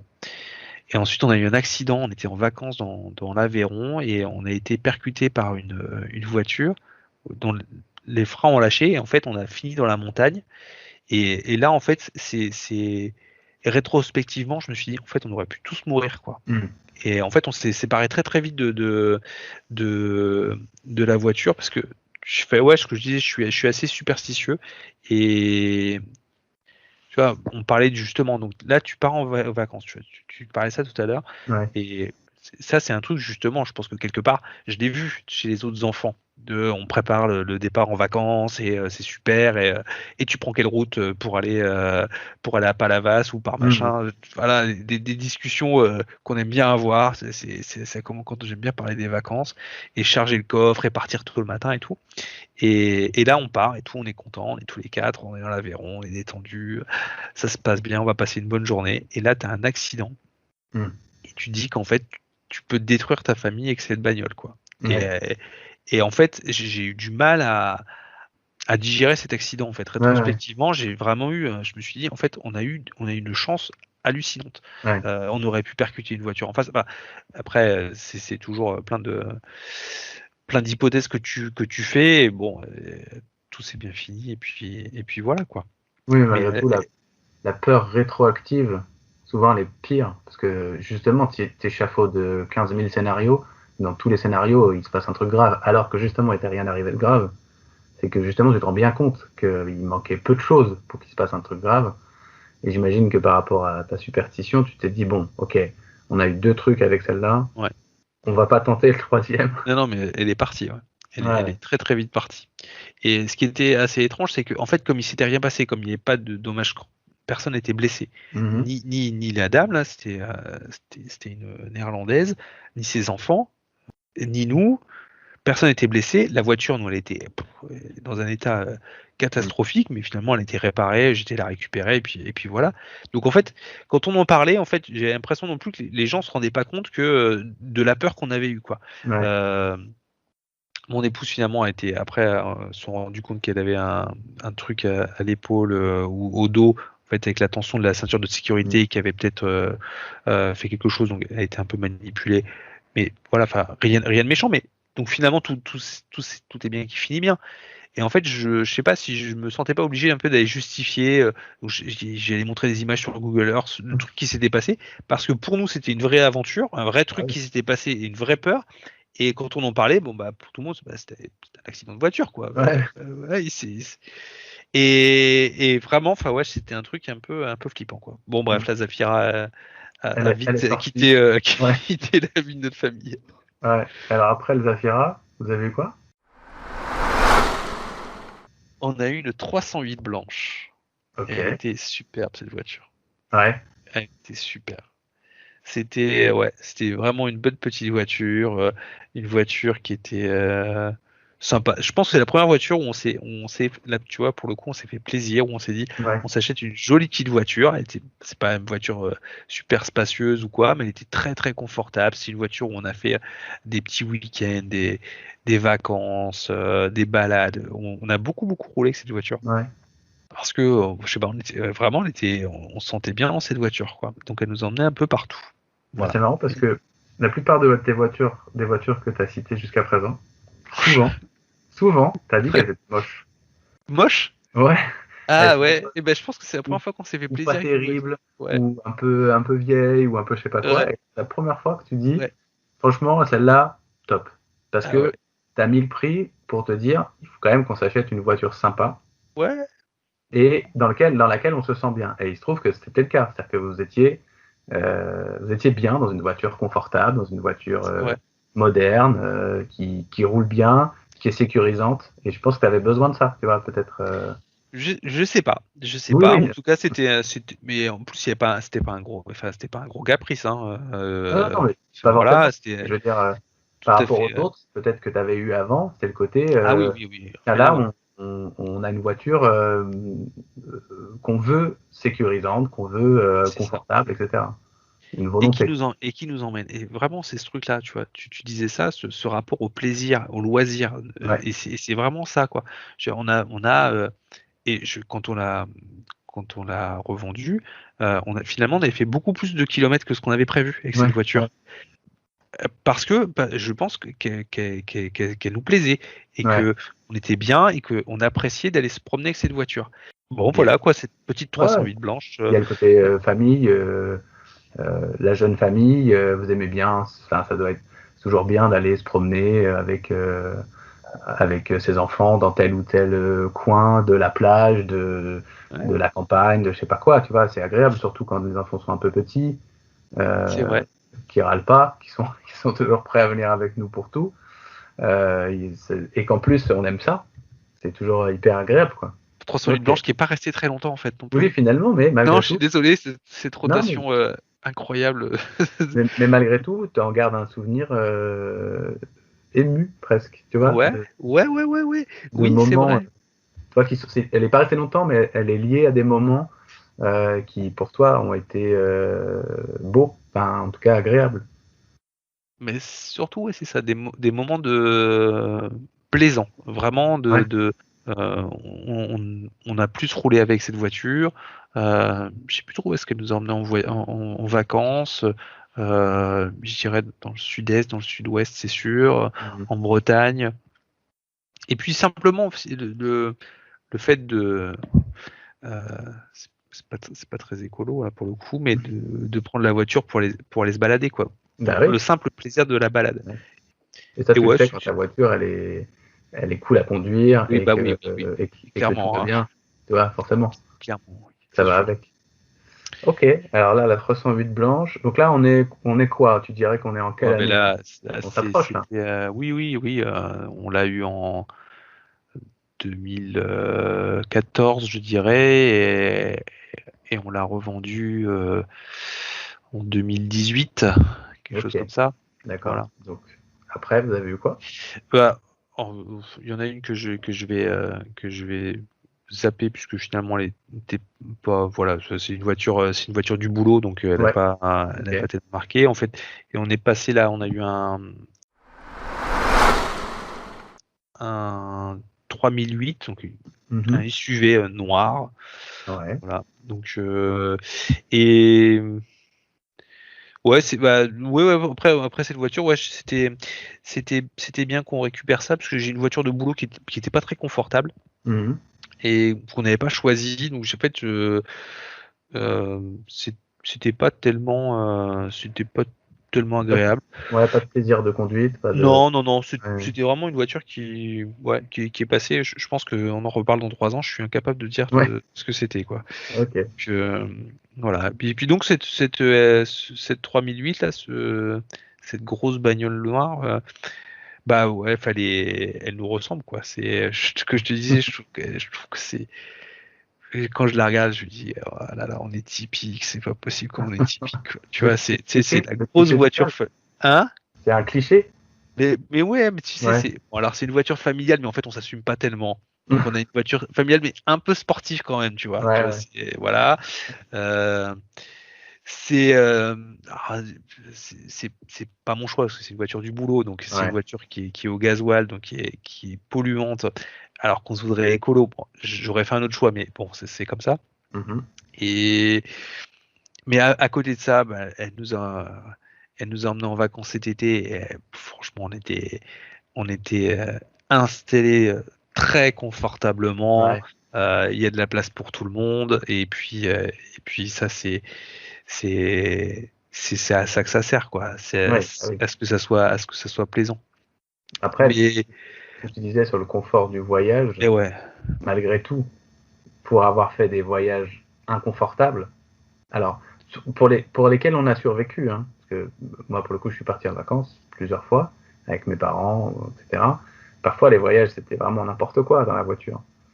Et ben, je me dis, ce qu'on offre aux enfants là, c'est quand même un confort dont ils se rendent pas compte, évidemment, parce qu'ils peuvent pas comparer, mais qui est incroyable. C'est des conforts de voyage qui sont, qui sont, qui sont fous. Genre, vraiment, pas de bruit, la clim, la musique, parfois même les écrans, tu vois, pour ceux qui ont des écrans, tu vois, derrière les sièges des parents. Enfin, on est sur une autre planète par rapport à ce qu'on a pu vivre. la voiture est tellement confortable, enfin, sincèrement, elle est tellement confortable celle-ci que cet été j'ai laissé ma fille monter à l'avant et je suis monté à l'arrière. Tu vois, enfin, c'est vraiment, enfin, alors oui, je la trouve typique et voilà, et c'est comme ça. Et puis bon, moi je vais pas trop dire, mais tu vois, je la regarde, je la trouve plutôt jolie. Mmh. C'est sécurisant pour faire des routes familiales. Ce que tu dis, c'est-à-dire que c'est pas parce que nous on a vécu les années 80 où c'était n'importe quoi ce que je te racontais sur le strapontin de mon père, Ouais. dans mon Ouais. camion, ou un coup de frein et c'est bon, j'étais Mmh. bonne journée, il n'y a plus personne. Voilà, l'alcoolémie sur les routes, la cigarette au volant. Ah J'ai bah oui. écouté ton podcast, ça c'est un truc, ça n'existe quasi plus quoi. Ouais, ouais. On regarde les gens outrés quoi, si c'est ça presque. Non mais attends, mais Mmh. ils fument avec des enfants à l'arrière, ils sont Ouais. dingues. Bon, voilà. Ça c'est une voiture ouais qui va nous permettre, j'espère là, quand cette période de confinement et voilà, on aura repris une vie tout à fait normale, on pourra aller se promener et en profiter parce que oui, ça emmène vers le voyage quoi. Bah oui. Parce que c'est agréable de rouler dans ce genre de voiture. Après, tu vois, ce que je me disais là finalement, quand tout à l'heure je te disais un truc et c'est un peu ce que j'avais mis dans mes notes, c'est que finalement en fait c'est ce rapport utilitaire qu'avaient mes parents. En fait, la voiture, moi, elle est garée devant chez moi. Elle bouge pas. Elle bouge pas de la semaine. Et je vais au bureau à pied ou en vélo. Et elle bouge pas du tout, quoi. Et elle me sert pour aller faire les courses, pour aller déposer ma fille à l'école. Mon fils, par chance, il est juste à côté.